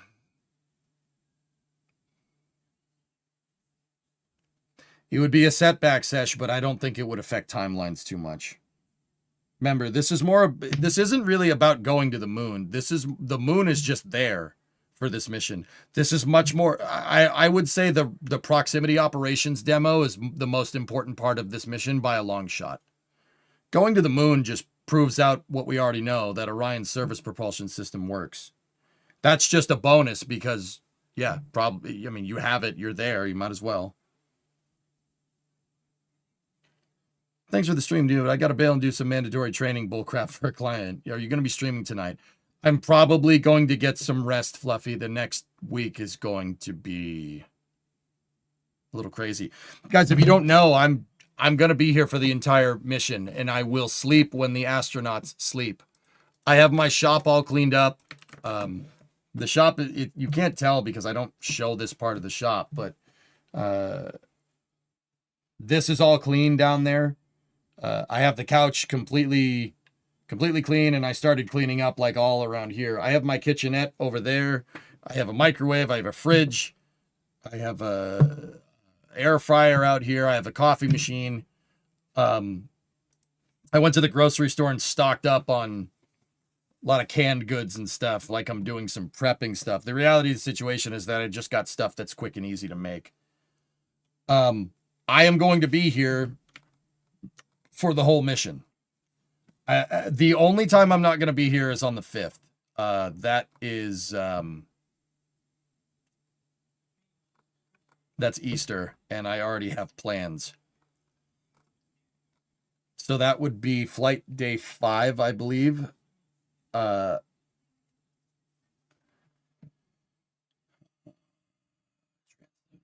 flight day.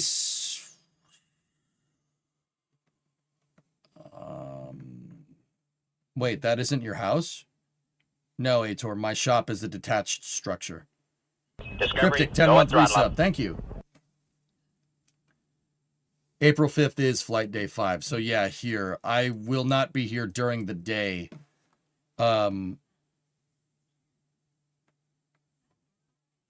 So, lunar SOI entry, so like this phase of the mission, I won't be here for. But yeah, that's the Artemis timeline. I'll link that up on both sides if you guys want it. Good, no NSF crap then? Oh, Joey, don't do them like that. Come on. Don't do that to me. I am doing countdown to launch with NSF tomorrow. So the countdown to the launch, I am on there as a subject matter expert. Once they start the launch stream, I'm back here with you guys, and I'm back here for the duration. I am going to try to keep the stream going, keep the stream live. Think of it like a subathon, basically. Even in the sleeping periods, I will keep the NASA stream up. And the reason why I'm getting sleep, guys, is because I want to be up at pre-launch right here. So over here, tomorrow morning, 0700, this is when I do the countdown to launch stuff. And then I will switch back over here. Right? And the first sleep window here is split. Right? First sleeping window is split for the perigee rays burn. So that I'm probably not going to sleep in this window right here, but I will sleep in this one right here, which goes into flight day 2, and then wake up here. And guys, yeah, I'm going to sleep when the crew sleeps. But just in case something goes wrong, I'm basically going to be in the shop with the stream, with NASA streams and my stream, obviously live. The only time I'm really going to leave the garage over the next week is 1 for Easter and 2 when I need to use the bathroom or cook something. Because it was raining, so all the snacks are down in the house. Make it a moonathon. What time do they ride out to the pad? That would be tomorrow around noontime.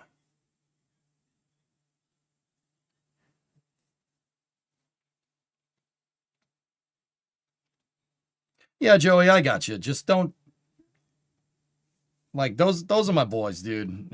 I understand what you're saying, dude, and I appreciate you being here, but you know, those are my guys, dude. Don't, if you couldn't do me a solid and not call them crap, just say you don't want to listen to them. You know, that's fair. I get it. Everybody, dude, there are people that watch NSF that hate me. Like, dude, some of the YouTube comment sections on Flame Trench are just brutal, dude. People just say whatever the hell they want. And you know what, man? Like, I've been on the internet for a long time, dude. It's all good. Like, I don't care. I know I'm a bit of a spaz, but, you know, like, you know, for Max and, and Sawyer and all my boys over there, like, I don't want people talking bad about them behind their back. Like, not here. All right. Go to the YouTube comment section and do that, man. You know, like, no disrespect. I'm not trying to be a jerk. Just don't denigrate NSF here. Like, those are really good friends of mine. You know, if you don't prefer it, dude, I get it. Like, no, I'm not saying you have to watch this. You know what I mean? Will we see co-pilot Titan? I'm sure he'll make an appearance, dude. Update as of 3/18. Oh, yeah. They keep linking. Dude, Boreal, I keep linking to the freaking wrong thing, but still sleep. Yeah. But yeah, guys, for the most part, I'm not 100% sure if NSF is going to be doing what I'm trying to do. Maybe I should propose that as an idea.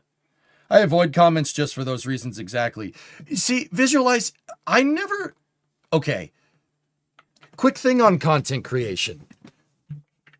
Look, when you're a content creator, it is very easy to focus on the bad. It is very easy to do that. That is a thing that happens.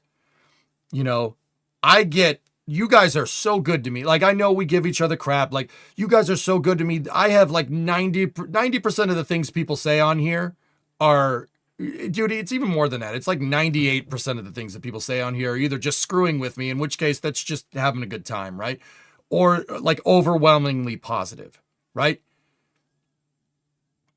When you're a content creator, it's easy to gloss over that, and it's really easy to focus on the negative. The reason why I think that happens is because this is a stressful job.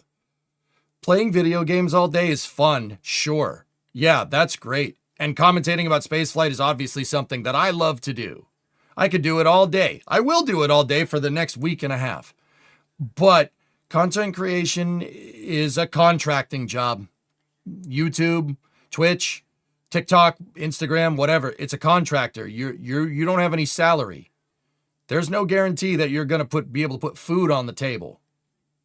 And I think that that's something that gets overlooked, because I think that there's just the thing that, if you're successful in content creation on the internet, that you're rich, which is not true. Guys, I got it. You guys have been very good to me, but I have a normal sized house. I'm sorry. I don't live in a mansion. I'm not like Mr. Beast or something. Like, not that I don't think Mr. Beast lives in a mansion, but you get the idea. I don't have Ferraris. I don't have McLarens. I have my 97 F-250 outside, and that's what I daily.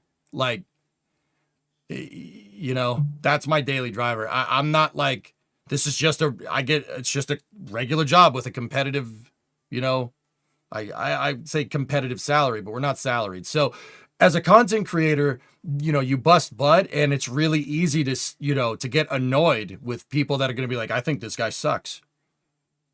It's really easy to get annoyed. There was a time where it did piss me off. It doesn't piss me off anymore. I don't care. What I do use those comments, though, is areas for improvement. Because you know what, man? That person took time out of their day to call you an asshole. Sorry. That person took time out of their day. So that means they care. That means they care. And I kind of flipped this, right?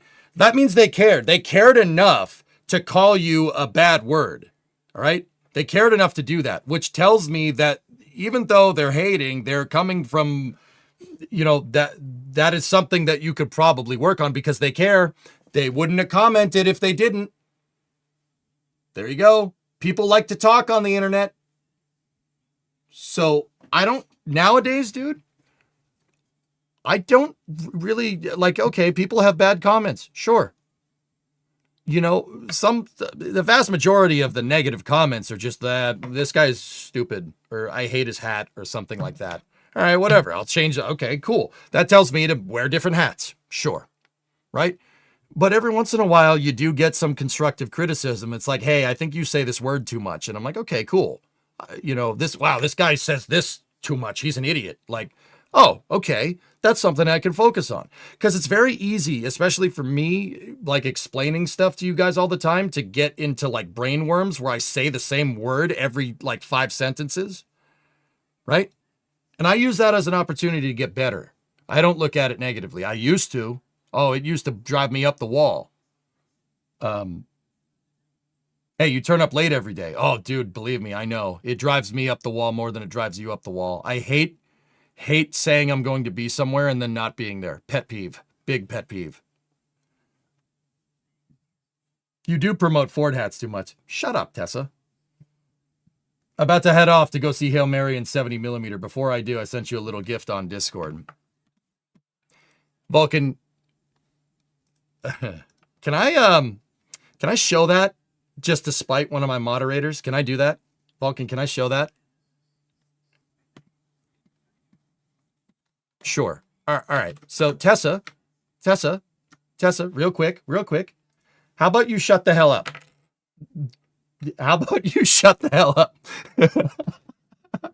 It's a Ford, isn't it? Yes, it is.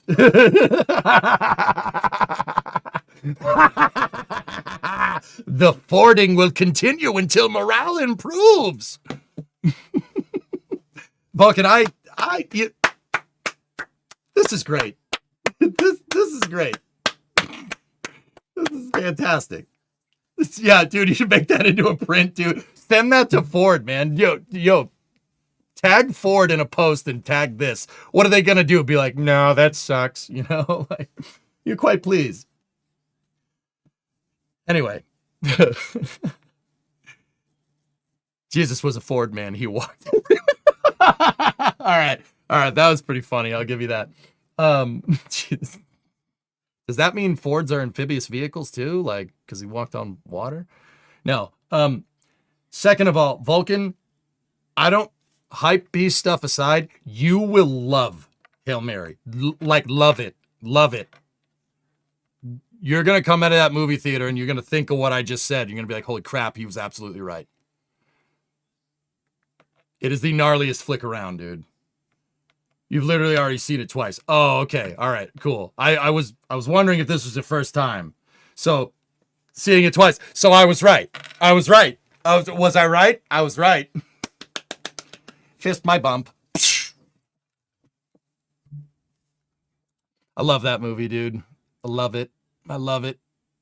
I love it. No spoilers, though. Don't say any spoilers. We'll go probably another week and a half with no spoilers, and then we'll have some fun. Human, you watch it tomorrow? All right, gotta run though. All right, dude. Enjoy the flick. I saw it in IMAX, dude. I saw it at the big IMAX theater in Boston. Oh yeah. The sound. It's quite nice. Yeah. Yeah. It's really good.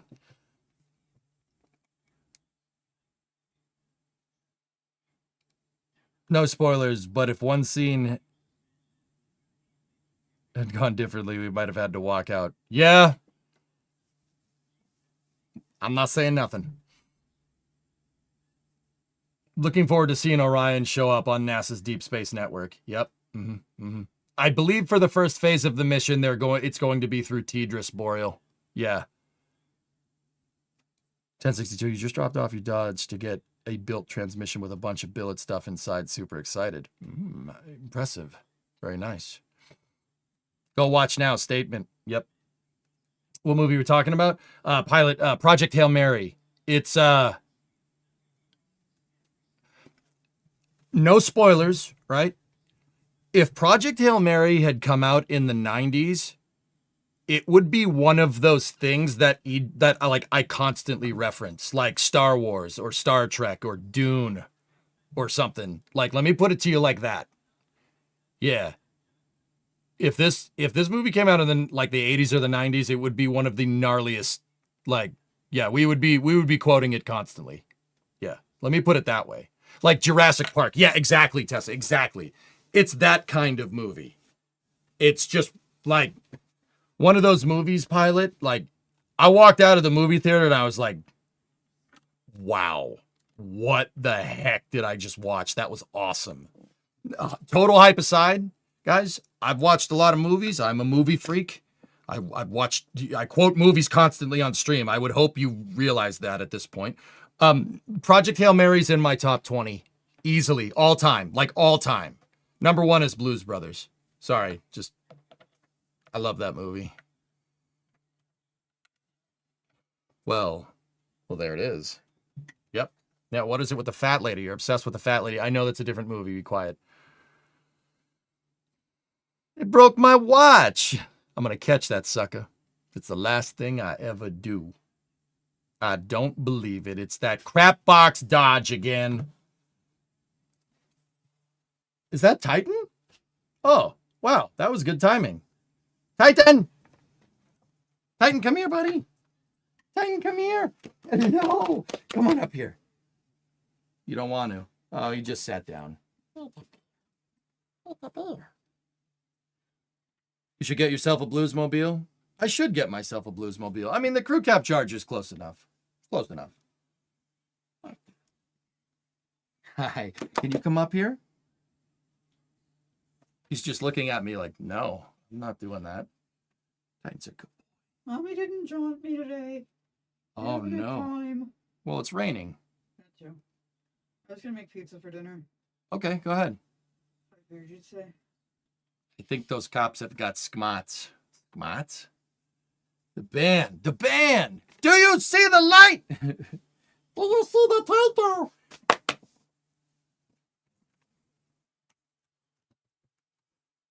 All right. Breaking the fourth wall here for a second. Hi, buddy. Hello, my boy. Hello. Look at this good boy. He's a good boy. He's a good boy. Oh, look at this boy. He loves his ear rubs. He loves the ear rubs. He's a good boy. Is Interstellar in your top 10? It's in my top 20, Blas. I think Project Hail Mary's better. Yeah, there, I said it. Do you think Hail Mary's better than Interstellar? I actually haven't seen Interstellar. What? I know, I'm sorry. Oh. All right. I thought you didn't like it, so I just didn't. I never was like. Interstellar's good. It's a good movie. Yeah, but remember, I got it confused with Gravity. Yeah.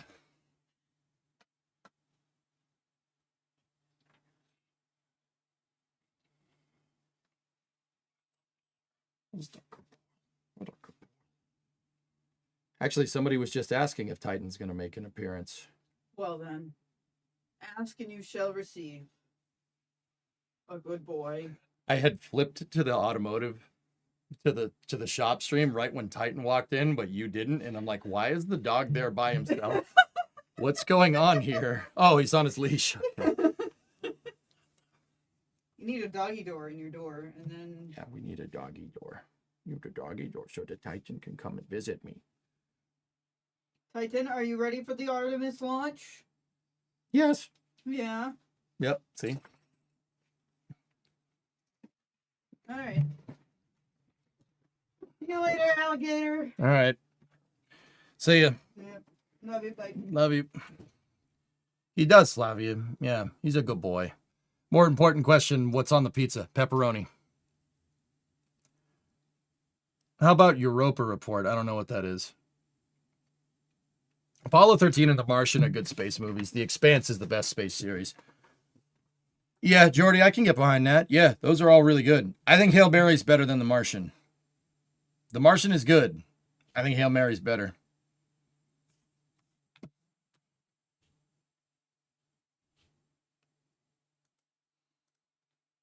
Yeah, there, I said it.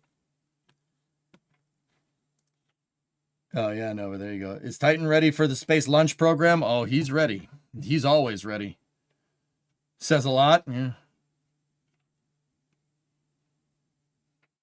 On a mission from Dog. I think those cops have got SCMOTS, State, County, Municipal Offender Data System. Shazbert, what's up? So I went and saw Project Hail Mary yesterday. Bro, freaking awesome. That's all I'm going to say. I'm telling you, the hype is real, man. It's such a good movie. Like, it's a winner for me, Shazbert, because it's a space movie. That's awesome. But, dude, even if I didn't like space, I know I would like this flick. It's just a good movie. Like, we haven't had many of those lately, dude. There really hasn't been, like, a blockbuster freaking movie. Like, the last one I could think of, like, off the top of my head would have been, like, Top Gun Maverick or something.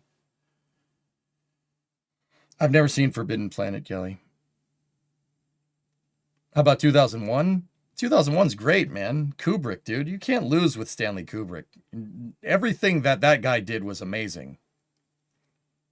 Because Kubrick does the same type of thing that I did. He's anal retentive about everything. Like, you know how I sit there and I keep working on it and I'm insistent on keeping working on it until it's right? That. Oppenheimer was a good one. Yeah, that was probably, Oppenheimer too. That was a good one.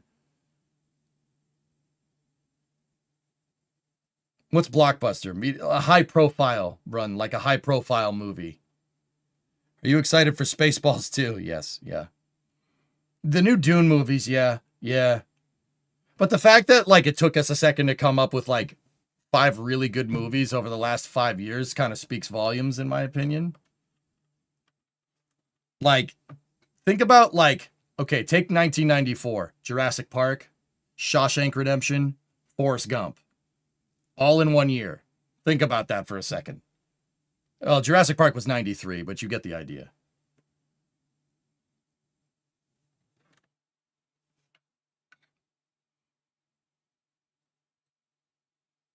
Like, that's just... Yeah, Back to the Future. That's one of my favorite movies, Blas. Original Star Wars are the best sci-fi movies.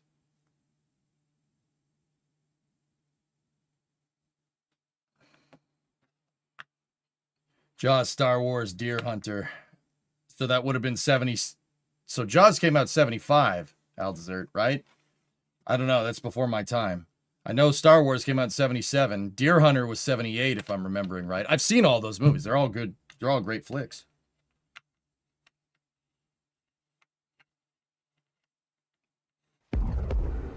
The best Kubrick did has got to be the moon landings, though. The attention to detail he went to. Shut the hell up. I've heard that joke 1,000 times. It's not funny. Read like Professor Farnsworth. Good news, everyone! I have achieved the required seniority to get access to machines that crews are made around. I'm training on a road grader. What? I don't know if I'm understanding you, Professor. Oh, I'm so into it, though. Yes. Star Wars is brought to you in sci-fi. Yeah, Jedi, you're going to make a lot of enemies if you keep calling Star Wars sci-fi, dude. You're going to make a lot of enemies, man. I think the general nerd consensus is that Star Wars is space fantasy. But with that being said, I liked Star Wars before Star Trek. Yeah, I liked Star Wars before Star Trek. I like both of them now.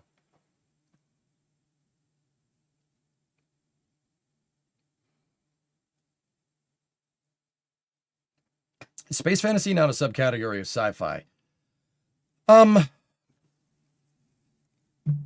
I don't know, man. I don't take into the need to incessantly categorize everything, dude. I just enjoy Star Wars, but Star Wars doesn't focus on the numbers as much, dude.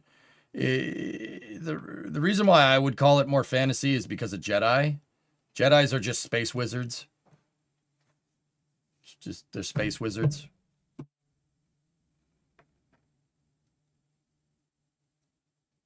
Clerks came out in 94 too. It did come out in 94. That was a good flick.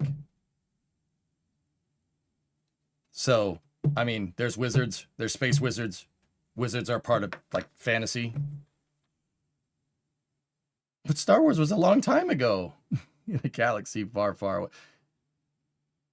Man. Nothing wrong with space wizards, but the fact that it has wizards in it is, one could make the argument that that's a categorization for fantasy. Like, the technology in Star Wars is not, with the exception of a lightsaber, which is the tool of the space wizard, right, is not, like, quintessential to the storyline. In my opinion, like, and that's the driver of what sci-fi is versus what fantasy is. You know, with something like The Expanse, you're talking about the ships maneuvering in space. The ships maneuvering in space and flying through their maneuvers and moving around the solar system is quintessential to driving the entire story. That's not necessarily the case with Star Wars. It is to an extent with the hyperspace drive, right? Particularly with the hyperspace motivators. If you know, you know. But that's not like super quintessential to the movie. Like, Star Wars could exist in medieval times. Like, that story could exist in medieval times and it wouldn't be any different. Swap out the Millennium Falcon for a horse. It's the same idea. You know, or a horse and buggy. Like, that's like kind of my line of denomination, I guess, if I'm going to draw one.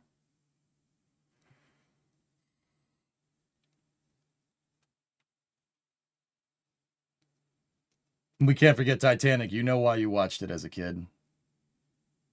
She was flying, Brun, okay? She was flying, right?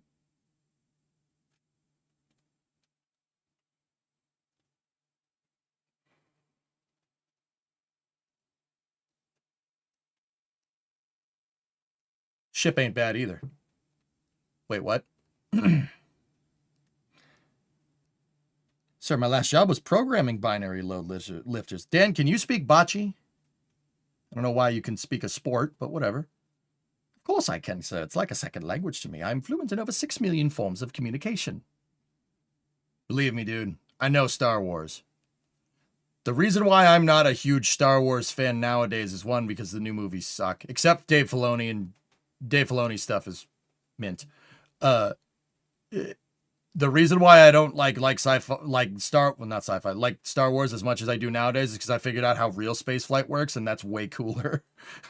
That's way cooler. Like, if you compared the Millennium Falcon to the Space Shuttle, the Millennium Falcon is infinitely cooler. But see, the weak link here is that the Space Shuttle actually existed. You were comparing a fictional spaceship to an actual spaceship. That's way cooler in my opinion, right? Like, hey Novus, what's up, man? You ready? I'm ready. Let's do this. Let's do this, dude. Novus, I'm going to be marathon streaming this sucker. Sleep when the crew sleeps. The only thing is flight day 5 because it's Easter, so I'm going to miss that one. But, yep, sleep when the crew sleeps. I'll be here, with the exception of Easter, all the way till Splashdown. Stream's not going to go down. I'm going to keep the stream live. I'll sleep in the shop. They suck because Disney sucks. Yeah. Star Wars has gone cold for you until Andor. Andor's fantastic. Yeah. That's Show Symbol 1. I remember we had this conversation before Andor came out. I think it was right around the time when Rogue One came out, dude. Like right when you first came around on the stream, dude. We had a conversation. I think that was part of the reason why you subscribed originally, dude. That and I understood Show Symbol 1. Kung Pao, baby. I remember I went on a spiel about how Star Wars is not some Disney fantasy thing. Star Wars is a dystopian, authoritarian empire, and it's not a nice place to live. I don't want Disney movie, quote unquote, Star Wars. It's not supposed to be some happy-go-lucky place. It's supposed to be a crap hole. And there's supposed to be an oppressive, tyrannical galactic empire that's being run by space wizards, by evil space wizards. It's not supposed to be a nice place. Andor is that's perfect, dude. I love it. I love it. It's perfect. What about the YouTube stream? Will you restart it every 12 hours or upload the VODs later? I'm not sure how to do that, Flavia. I don't know. I'm going to be awake during the first sleep cycle, Gaw. Maybe we'll play games during that. Andor was excellent. Rogue One was... Dude, Rogue One's amazing. That's such a good flick, dude. The whole... Yeah, we're way out on spoilers. The whole space Vietnam beach assault thing that looks like it's something out of Apocalypse Now, but with Star Wars, at, what is it, Starkiller Base? Genius. So good, dude. That's perfect. That is... so good. I mean, it's based in history. The British Empire wasn't that bad, was it? Scarif, that's what it is. About as ready as one can be, Novus. It's time, dude. It's time. I'm feeling it. Let's do this. Yeah, Scarif, that's what it is. Mm-hmm.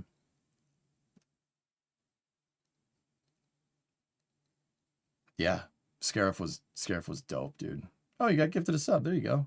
You know the U.S. was the Empire in that analogy. I always thought that the Empire is much more similar to Imperial Rome. I mean, you had a republic, and you had a Senate, and that was abolished in favor of a constitutional monarchy de facto. Like, that's the Roman Empire to a T. Just my opinion, though. Hey, Toto! Welcome to Mission Control. You're going throttle up. Are you nervous anything might happen? No. I mean, Reeds, I have my gripes with the heat shield with Orion, but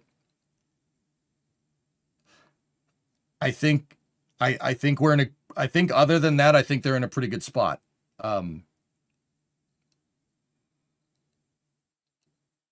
It's a copy of Foundation, which is a copy of the Roman Empire. Yeah, it's also the history of the 30s and 40s Germany. I don't think that Star Wars is like Nazi Germany. God, I really don't. Now, stormtroopers are definitely toting around MG-42s, like in the original movies. They definitely are. Like, and stormtroopers, obviously, yes, that is a reference. But that, I think it's much more Rome. And kind of indicative of what living in Imperial Rome was like during the late Imperial period in Rome, than anything else. Just my opinion, though. Where did you get in Factorio? We got to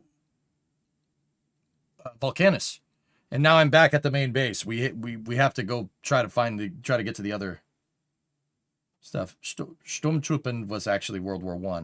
Yeah, but George Lucas... Yeah, you're right, Fraulein. You know, stormtroopers date back to the Imperial Germany, right? The Kaiser, which is funny because Kaiser is the German corruption of Caesar.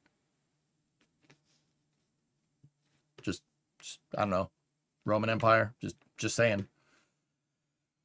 Just an additional point of fact. But George Lucas has specifically said that the stormtroopers in Star Wars are a reference to that guy. No, not the good ones. Not that there were good ones, but you know what I mean? Have you seen Fanboys? Yeah, that was the fan flick. Yeah, with the guy with the van. No, Wrath, I saw it a long time ago.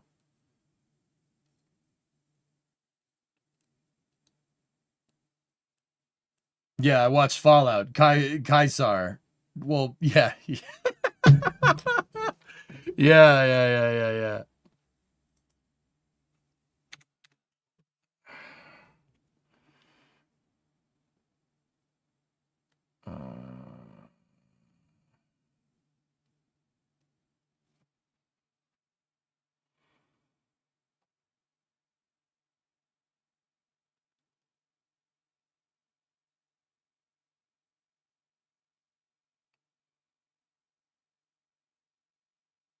Give me 1 sec. Got a message. Might be important.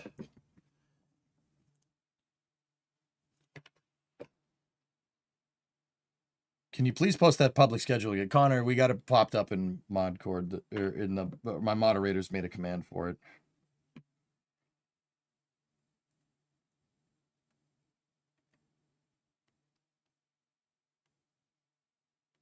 Sorry, I need to get something on my phone here.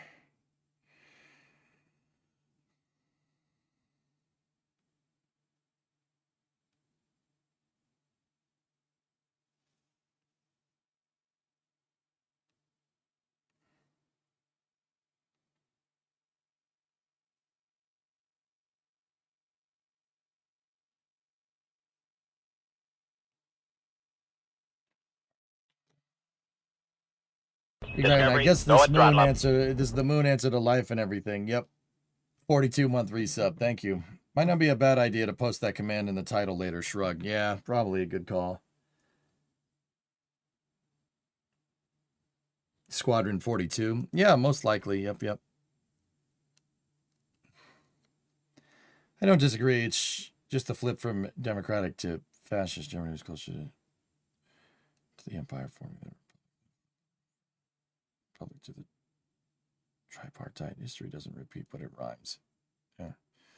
Hoonigan is a automotive lifestyle brand, Pigeon. I did some work with them back in 2021. What's the over-under on the seals behaving? Mutter, I think the seals are going to be fine. The reason why... Here, hold on. I gotta open the door. It's getting hot in here. The reason why I think the seals are going to be fine is that during rollout, in the press conference yesterday, they said during rollout that they are suspending the umbilical lines that go to the tail service mast umbilical. They basically zip tied them to the top of the TSMU to take the load and the strain off of them. Because think about it, if it's the crawler transporter's rolling SLS, right? And that line is sitting there shaking around, and that line is attached to the carrier plate, which is attached to the core stage, right? If the line's moving around, it's going to shake the seal. I think that NASA suspected that rollout was causing that problem, and I think they've mitigated it. I really don't think the seals are going to act up. Yeah, I really don't. Hello, what are we doing? Talking about space. Fooled, I'm fascinated by moon gravity atmospheric effect on rapid unplanned disassembly debris trajectory fields. Like if something blows up, the other units around it could get hit, need protective walls and stuff. Something like that. PB, what's up? Would the ISVs in Avatar 1 and 3 be realistic? If we could generate more power in space, Connor, yes, absolutely. In fact, NASA, under the ignition plans, is planning on rolling out something that's quite similar in real life. I'm serious. NASA, so check this out. The ISV, the Venture Star from Avatar. NASA's building this. This is SR-1 Freedom. SR-1 is a nuclear-powered electric propulsion ship. It's a tech demonstrator. that NASA wants to fly in 2028 to deliver payload up helicopter payloads, Ingenuity class helicopters to Mars.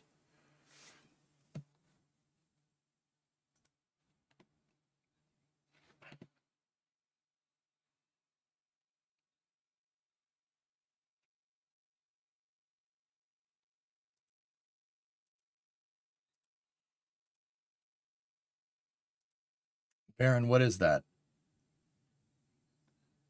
Like, I know what it is. When you say it looks familiar, what do you mean?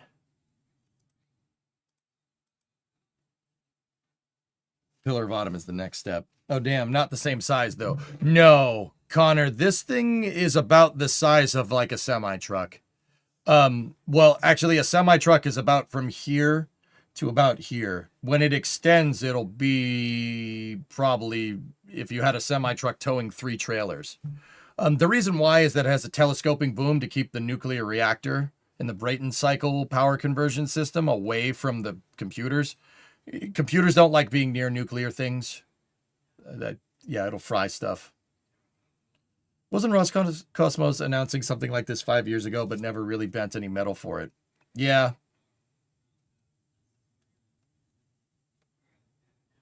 Yeah, they had something like that. That was based off of GMO.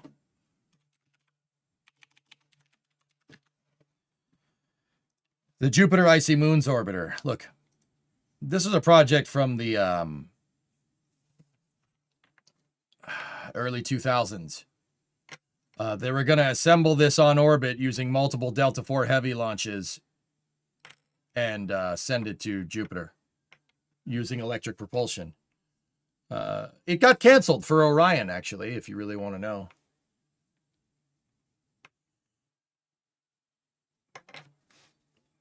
Here's hoping we pass that distance record that they swear they're not paying attention to.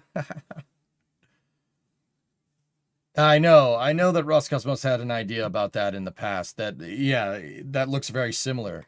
I don't know where they got that idea from, but the GMO is from 20 years ago, so who knows? SR-1 Freedom, I think, could be a good idea. If NASA, I've said this, we were sitting here thinking about SR-1 Freedom. If NASA does this and this idea shows promise, well, this thing, 20 kilowatt, a 20 kilowatt nuclear reactor with a Brayton cycle powering electric thrusters. Those thrusters probably have about as much thrust as me doing this. But you guys got to remember, that's all you need. You don't need, not everything needs to have like 1,000 kilonewtons of thrust, especially if you had a nuclear reactor type vehicle. So a system like this is much better. It would be much better at transferring from like Earth to Mars in the future with people on board, or like Earth to the moon with what's called the brachistochrone trajectory. The quick and easy way of saying it is that, you know, halfway through your transfer, you're accelerating at Mars under very low velocity, right? And then halfway between your transfer, you flip the thing over and you decelerate from the rest of the way. And by the time you fully decelerate, you're basically circularized around Mars. It's called the brachistochrone trajectory, and there's a lot of calculus involved. And differential equations and a lot of trig too. That's fun. So something like that might not be the fastest way to get you to Mars, but some SR-1 Freedom, you would very rarely have to refuel it. And well, your transfer window out to Mars with your proverbial, you know, like your ship, right, would not, it would take a little while to get out there. You'd be, if we could even get one of those things to accelerate something at like 1/6 the gravity, so like say mimicking gravity on the moon, that'd be much better for humans over the long run. Because yeah, your body, long story short, your body doesn't like floating around in space for long periods of time. We figured that out from the ISS. That's why you have to work out on the ISS constantly.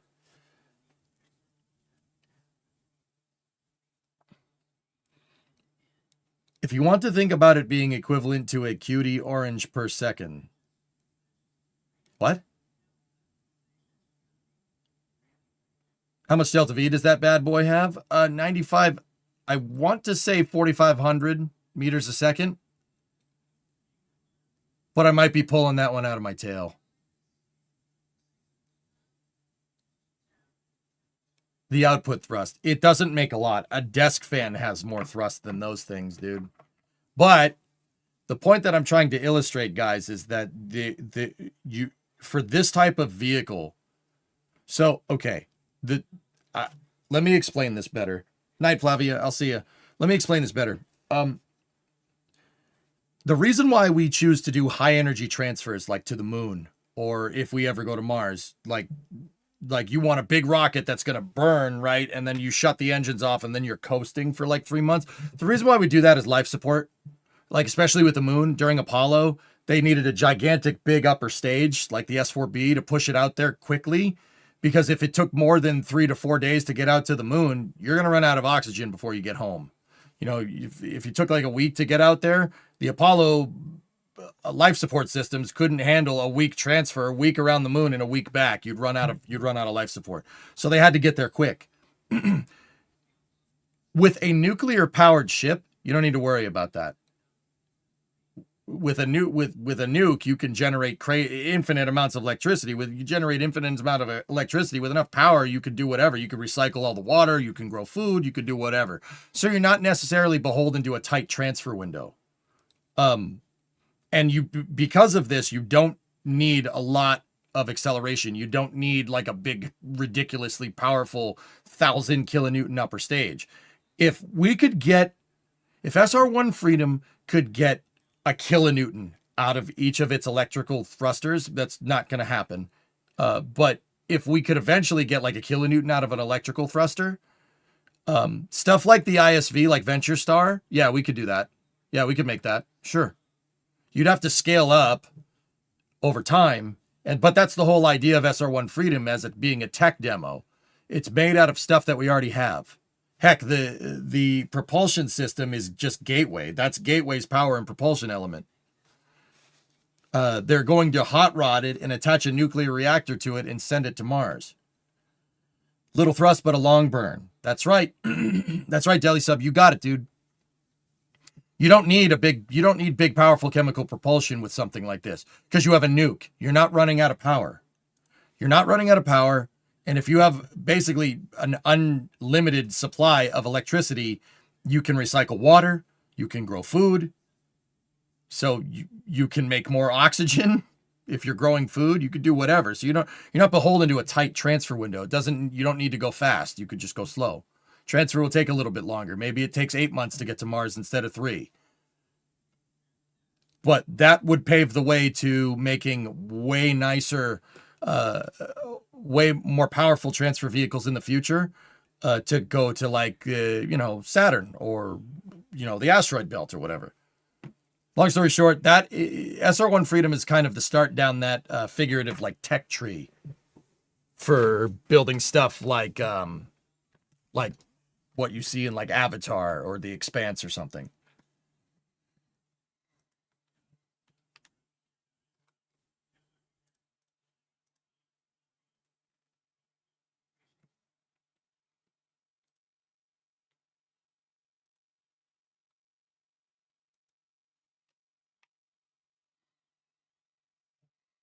It could also be a good space trains for deliveries between the planets.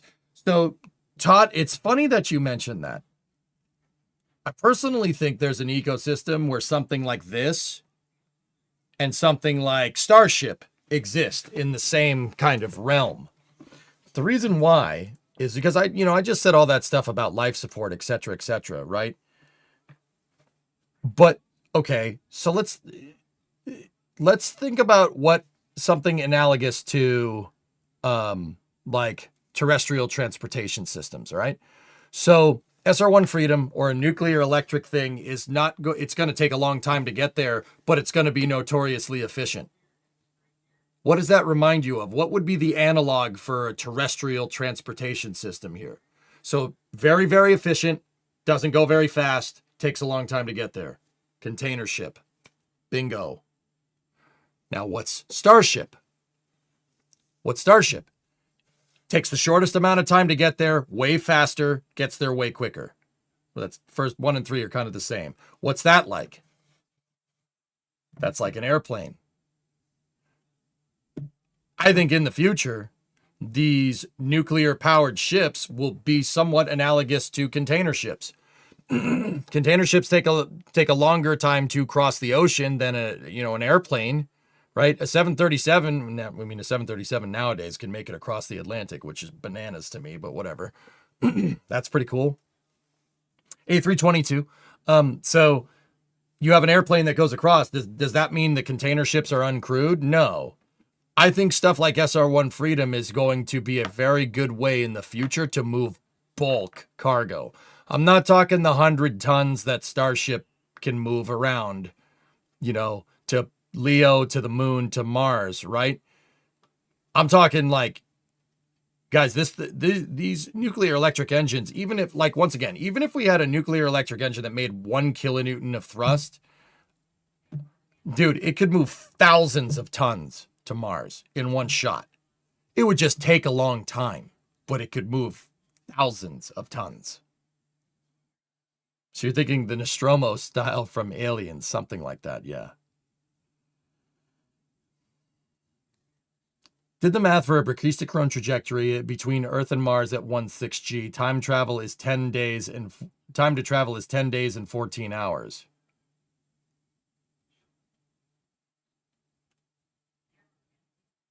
That would be nice, Boreal. But that's where SR-1 Freedom could move. That's where it could go to. I don't know about you guys. I would want a bunch of crewed NASA nuclear electric ships flying around the solar system with astronauts exploring. Yeah, I got nukes. Molten salt thorium reactors, yeah. T equals 2 square root of D. What is D in your math, Boreal?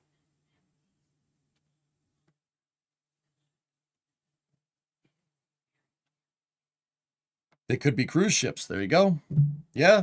You want to take a cruise around Jovian moons? There you go.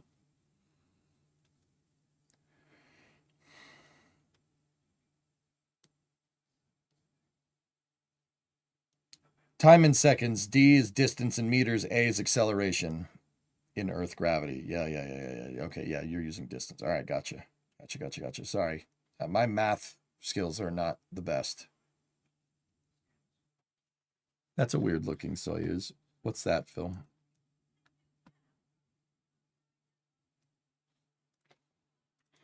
Anatoly Zak has pictures of Soyuz 5 on the pad. What the heck? That is weird looking.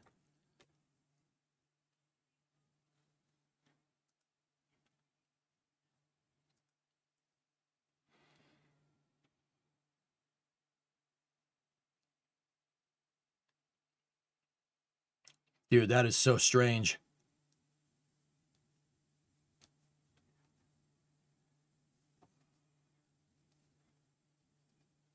Yeah, I got nukes. I believe you. Yeah. That's an RD. It's not a 170 lava. It's a 171 MV. The 171 RD171 MV is the modernized variant of the RD170. But yes, it's basically an RD170, but that's not what they call it. I'm just giving you context. I'm not trying to correct you. MV in Russian stands for, I'm not even going to guess, but I'll do it to be funny, I guess. Modernitsa variant or whatever. No, it's not a mistake, dude. You were right. It's basically an RD170. Modernaya Versia. Yeah, probably. Yeah, probably.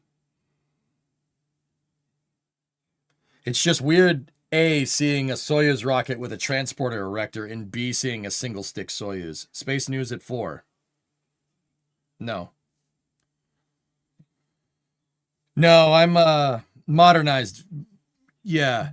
It's Zenit, but with a Soyuz upper stage on top of it. Yeah, modernized version, Yuri. What would how do you say that in Russian? I don't remember.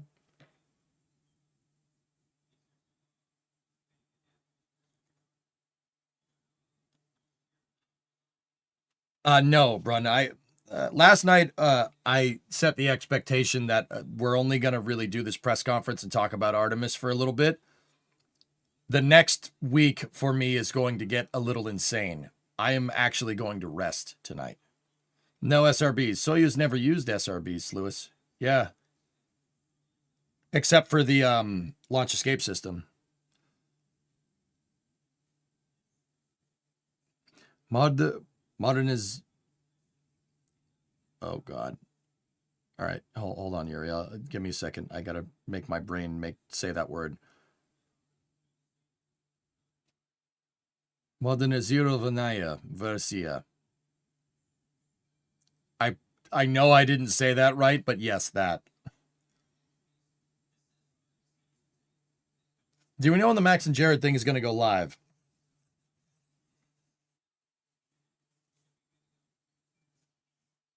Nice. Oh, all right, cool. I'll take that. That was actually good. Spasiba.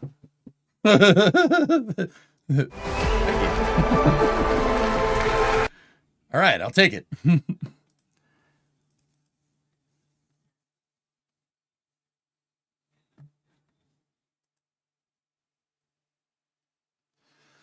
Resident, I don't know how much I'll be able to tune in this week. Best of luck, dude. Hope it all goes well. No, I'm not in control of it, dude. I'm just reporting on what's going on. Nader, you're waiting for your next flight. I hate layovers. You're stuck at LAX right now. Don't end the stream till I'm on my next plane.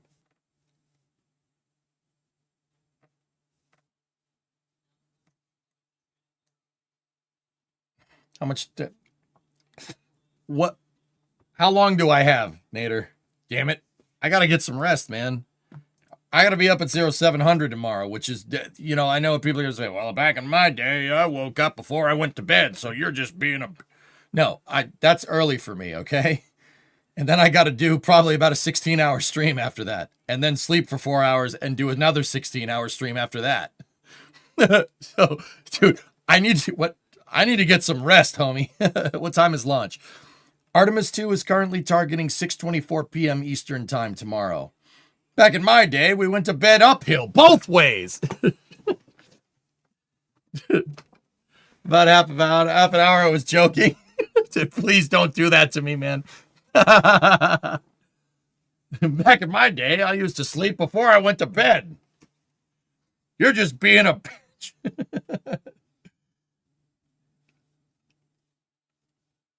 Both ways. I slept both ways in the snow, and I liked it. It's just... What? What?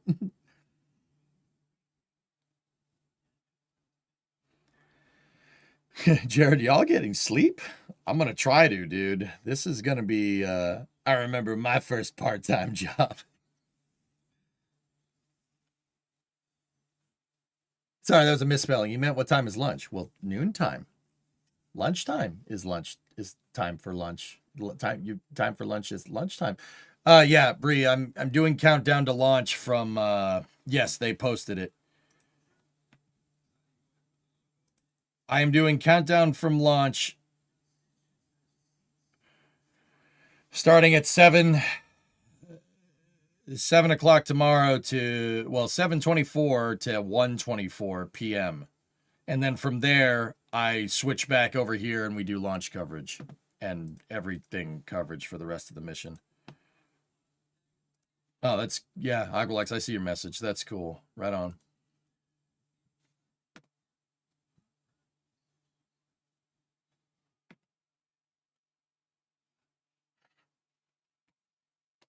You're looking forward to seeing Max's interview with Rook. Yep. Rarest, you're excited for the long duration stream. This should be super fun. Yeah, this is going to be a challenge. Guys, I'm going to try to do this, you know. Once again, the only blackout time for me is flight day 5 for the most part. Because it's Easter and I already have Easter plans. Do you think it'll get delayed? And if so, by how many? I do not think it's going to get delayed, Sea Kraken. I think you know, I'm not, you know what? Never mind. I rescind that. I take that back. I think that they're in a good position to launch tomorrow. Let me put it that way. Launch and lunch coverage? Yeah.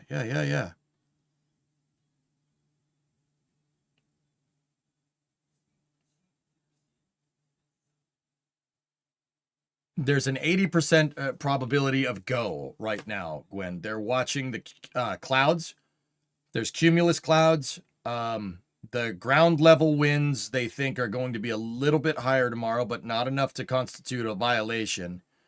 And what was the last one? I believe it's flight through precipitation. Basically, you don't want to launch into clouds that are that have a lot of water vapor in them, because that's basically like pressure washing your rocket on the way up. It's probably bad for it. Probably bad. I dropped the thing. 80%? That's almost 100%. So it probably already launched. Yeah.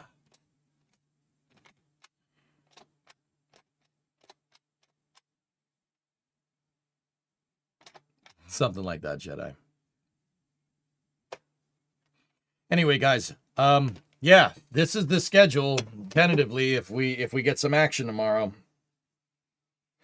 Yeah, solar activity was the other one. They're keeping an eye on some coronal mass ejections that are, yeah, they're well below like the threshold for stopping a launch. So what time should you tune into the coverage? Bandit, I'm going to be here at 0700 Eastern tomorrow. So for you, that would be 5 in the morning.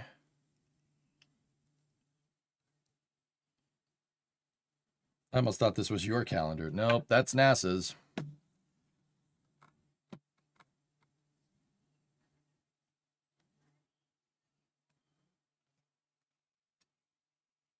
There are a lot of public affairs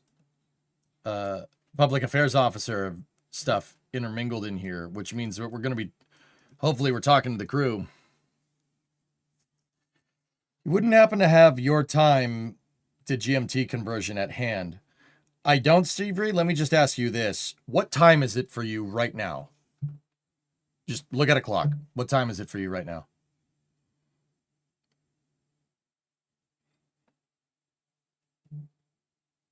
It's midnight for you. So it's 11:51 p.m.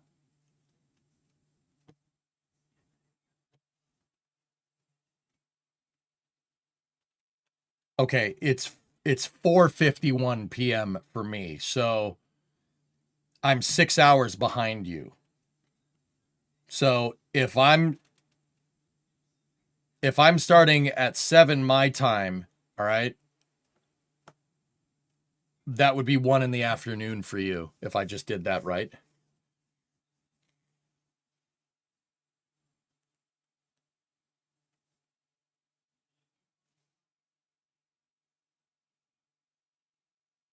I did not do my math right, and that's how I know I need to get more sleep. I missed an hour.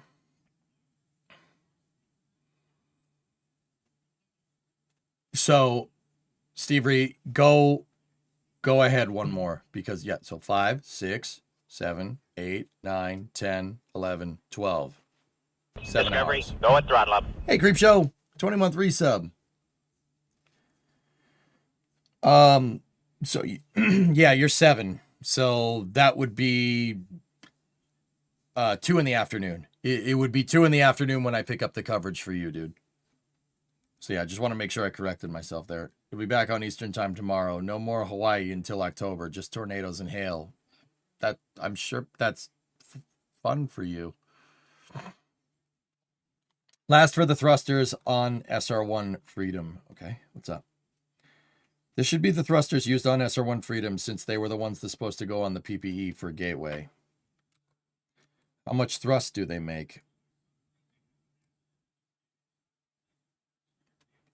High power performance is 60 millinewtons.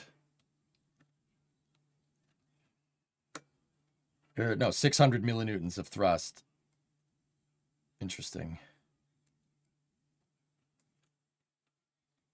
So 600 millinewtons is what? 0.6 Newton?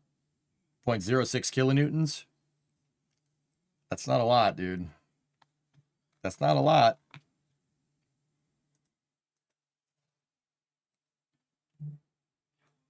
I think that the cumulonimbus rule has to do with the charge buildup from Trubo. Don't quote me on that.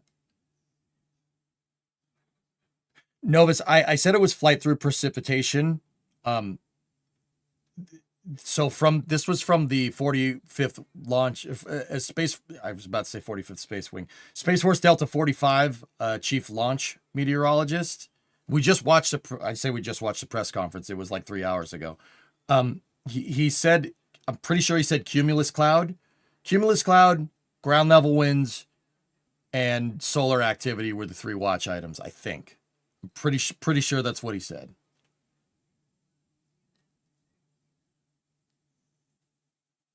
Quite a lot compared to a lot of other ion engines. Yeah, 0.6 Newton is not bad, dude.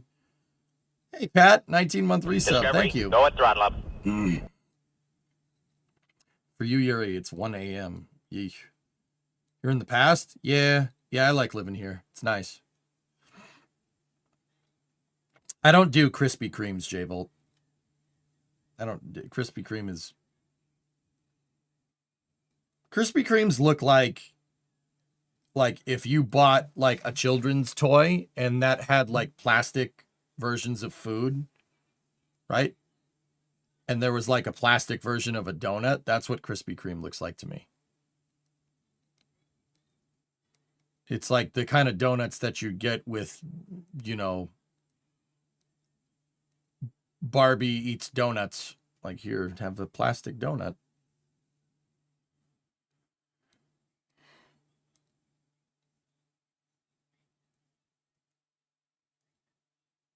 Krispy Kreme is delicious diabetes. I will get my diabetes locally sourced, thank you very much, from Dunkin' Donuts. Okay.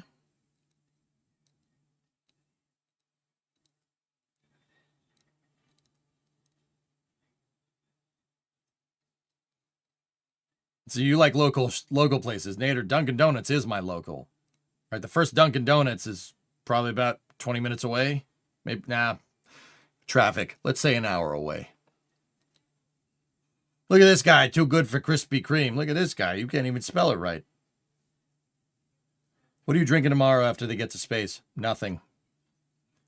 And what's your Dunkin' coffee order? Medium coffee, black, ice, no ice, hot. I just want coffee. I don't need to complicate things. We used to have a Dunkin' in the house and they replaced it with a Starbucks. Ew. That's gross.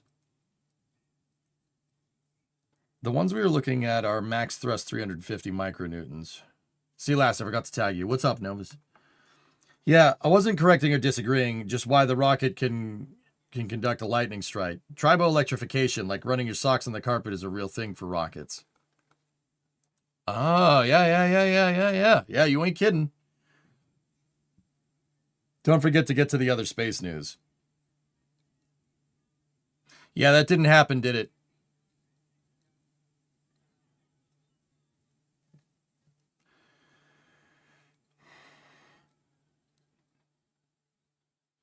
I mean, I could show the update, the space news from today that you linked, dude, but yeah, we're not. I'm needed elsewhere for a second, and then I got to get some rest. What are you drinking after Splashdown? Knob Creek.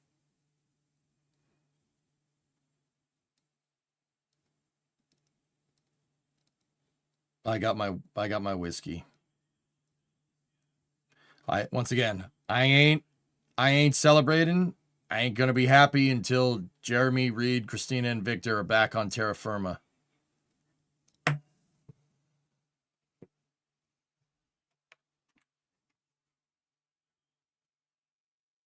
Still got Knob Creek you have left. It's not like I can't go to the store and go and get some more.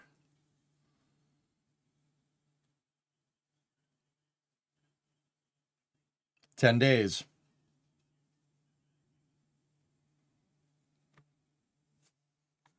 Yeah, guys, check this out.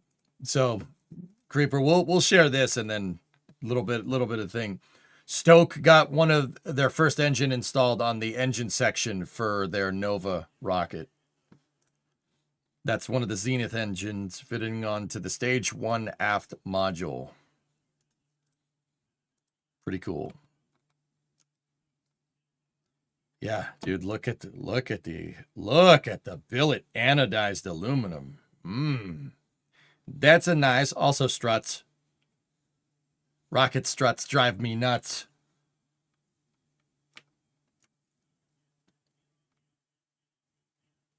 I'll join you with some whiskey. More of a Scotch guy, though. I'll have a drink of my Macallan. Actually, so guys, I have and once again, I firmly understand that beer doesn't work this way, but I have some of the Sam Adams Spacecraft IPA. I have 1 can of it left in my fridge, and I've been saving it. Once again, I fully 100% understand you are not supposed to age beer. You're supposed to drink it. I have a can of this in my fridge. It's Spacecraft IPA. The hops that were used to brew that beer flew into space on the Inspiration 4 mission. I think that would be a good time to crack this thing.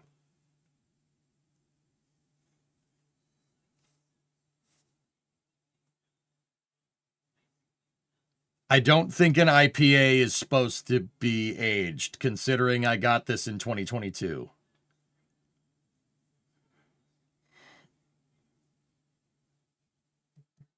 Pop that when they reach the far side of the moon.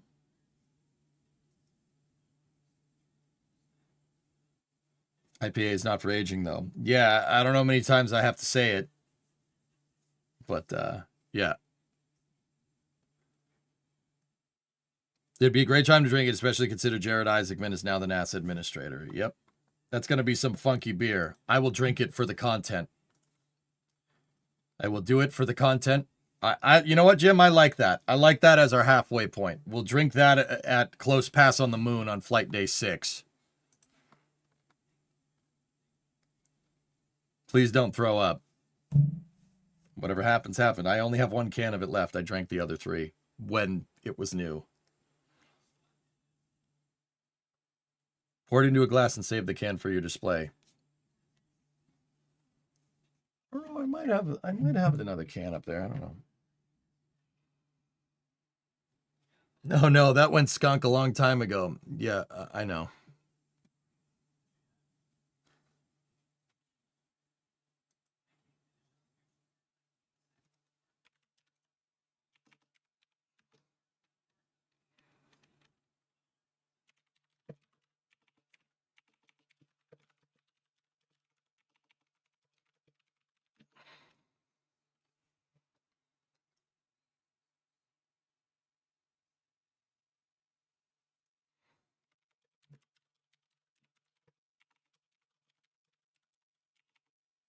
Hang on 1 second.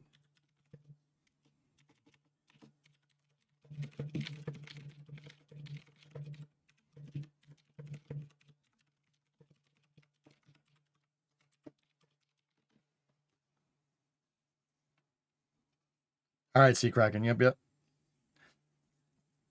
Why not save it? It would be worth more to you. All right, whatever. I don't have to drink it.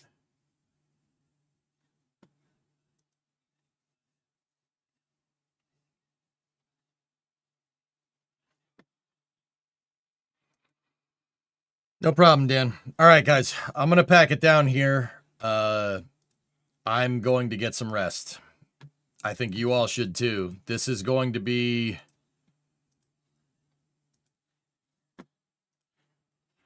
This is going to be tough. It's going to be tough for me to do this whole thing. But I said it. I made this promise to myself a long time ago. I'm going to, if we go back to the moon, I'm not missing any part of that. With the exception of Easter. It's on a holiday. There's not much I can do about it.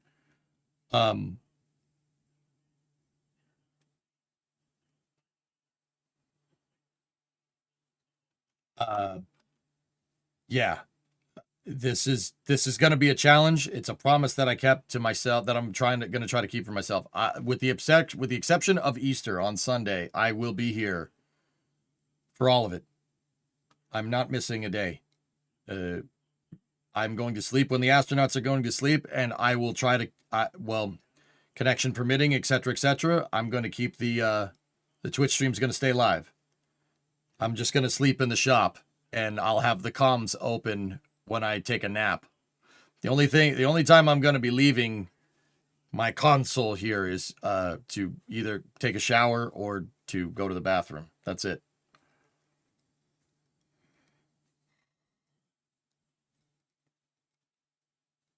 Sleep deprivation is nothing to be taken lightly. I'm fine. I'll be all right.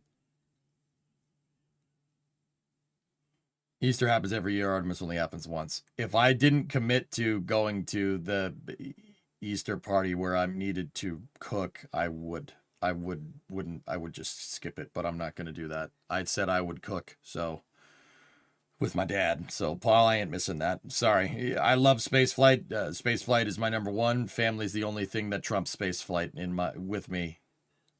That's the only thing. Only jokes. Yeah, I'll just call in sick. When is your next stream? I will be live at 700 tomorrow, guys. Having Primo Dash meals. I actually bought a bunch of snacks, Nader. I have like cans of soup. I have ramen for the garage. What else did I get? I got a couple of things that I can throw together really quick down in the house and bring up here. I have an air fryer up here and a microwave. If we need it, what else did I got? I got a bunch of stuff. Yeah, I don't like snack foods. I mean, snack foods are delicious, to be very clear, but if I bought like 20 bags of chips, I would sit here and eat those all day, and I'm not doing that. That's not good for you.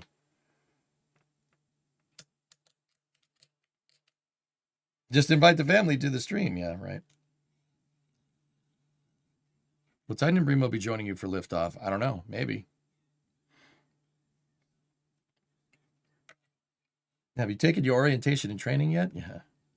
Cold beer and bad food. Your stomach's going to hate you. Yeah, maybe we won't drink it. I don't know. Anyway, guys, I'm going to pack it in here.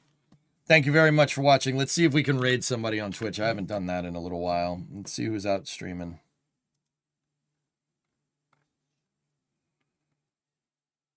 Let's raid Shenrir. We haven't raided Shenrir in a long time over on Twitch. There he is. There's my guy. He's playing Stellaris. So let's go see what Shen's up to, guys. And I will see you guys tomorrow at 0700. I'm going to go get some sleep. Good night. And yeah, let's go Artemis 2. It's gonna be fun. I'll see you guys then. Thank you for watching.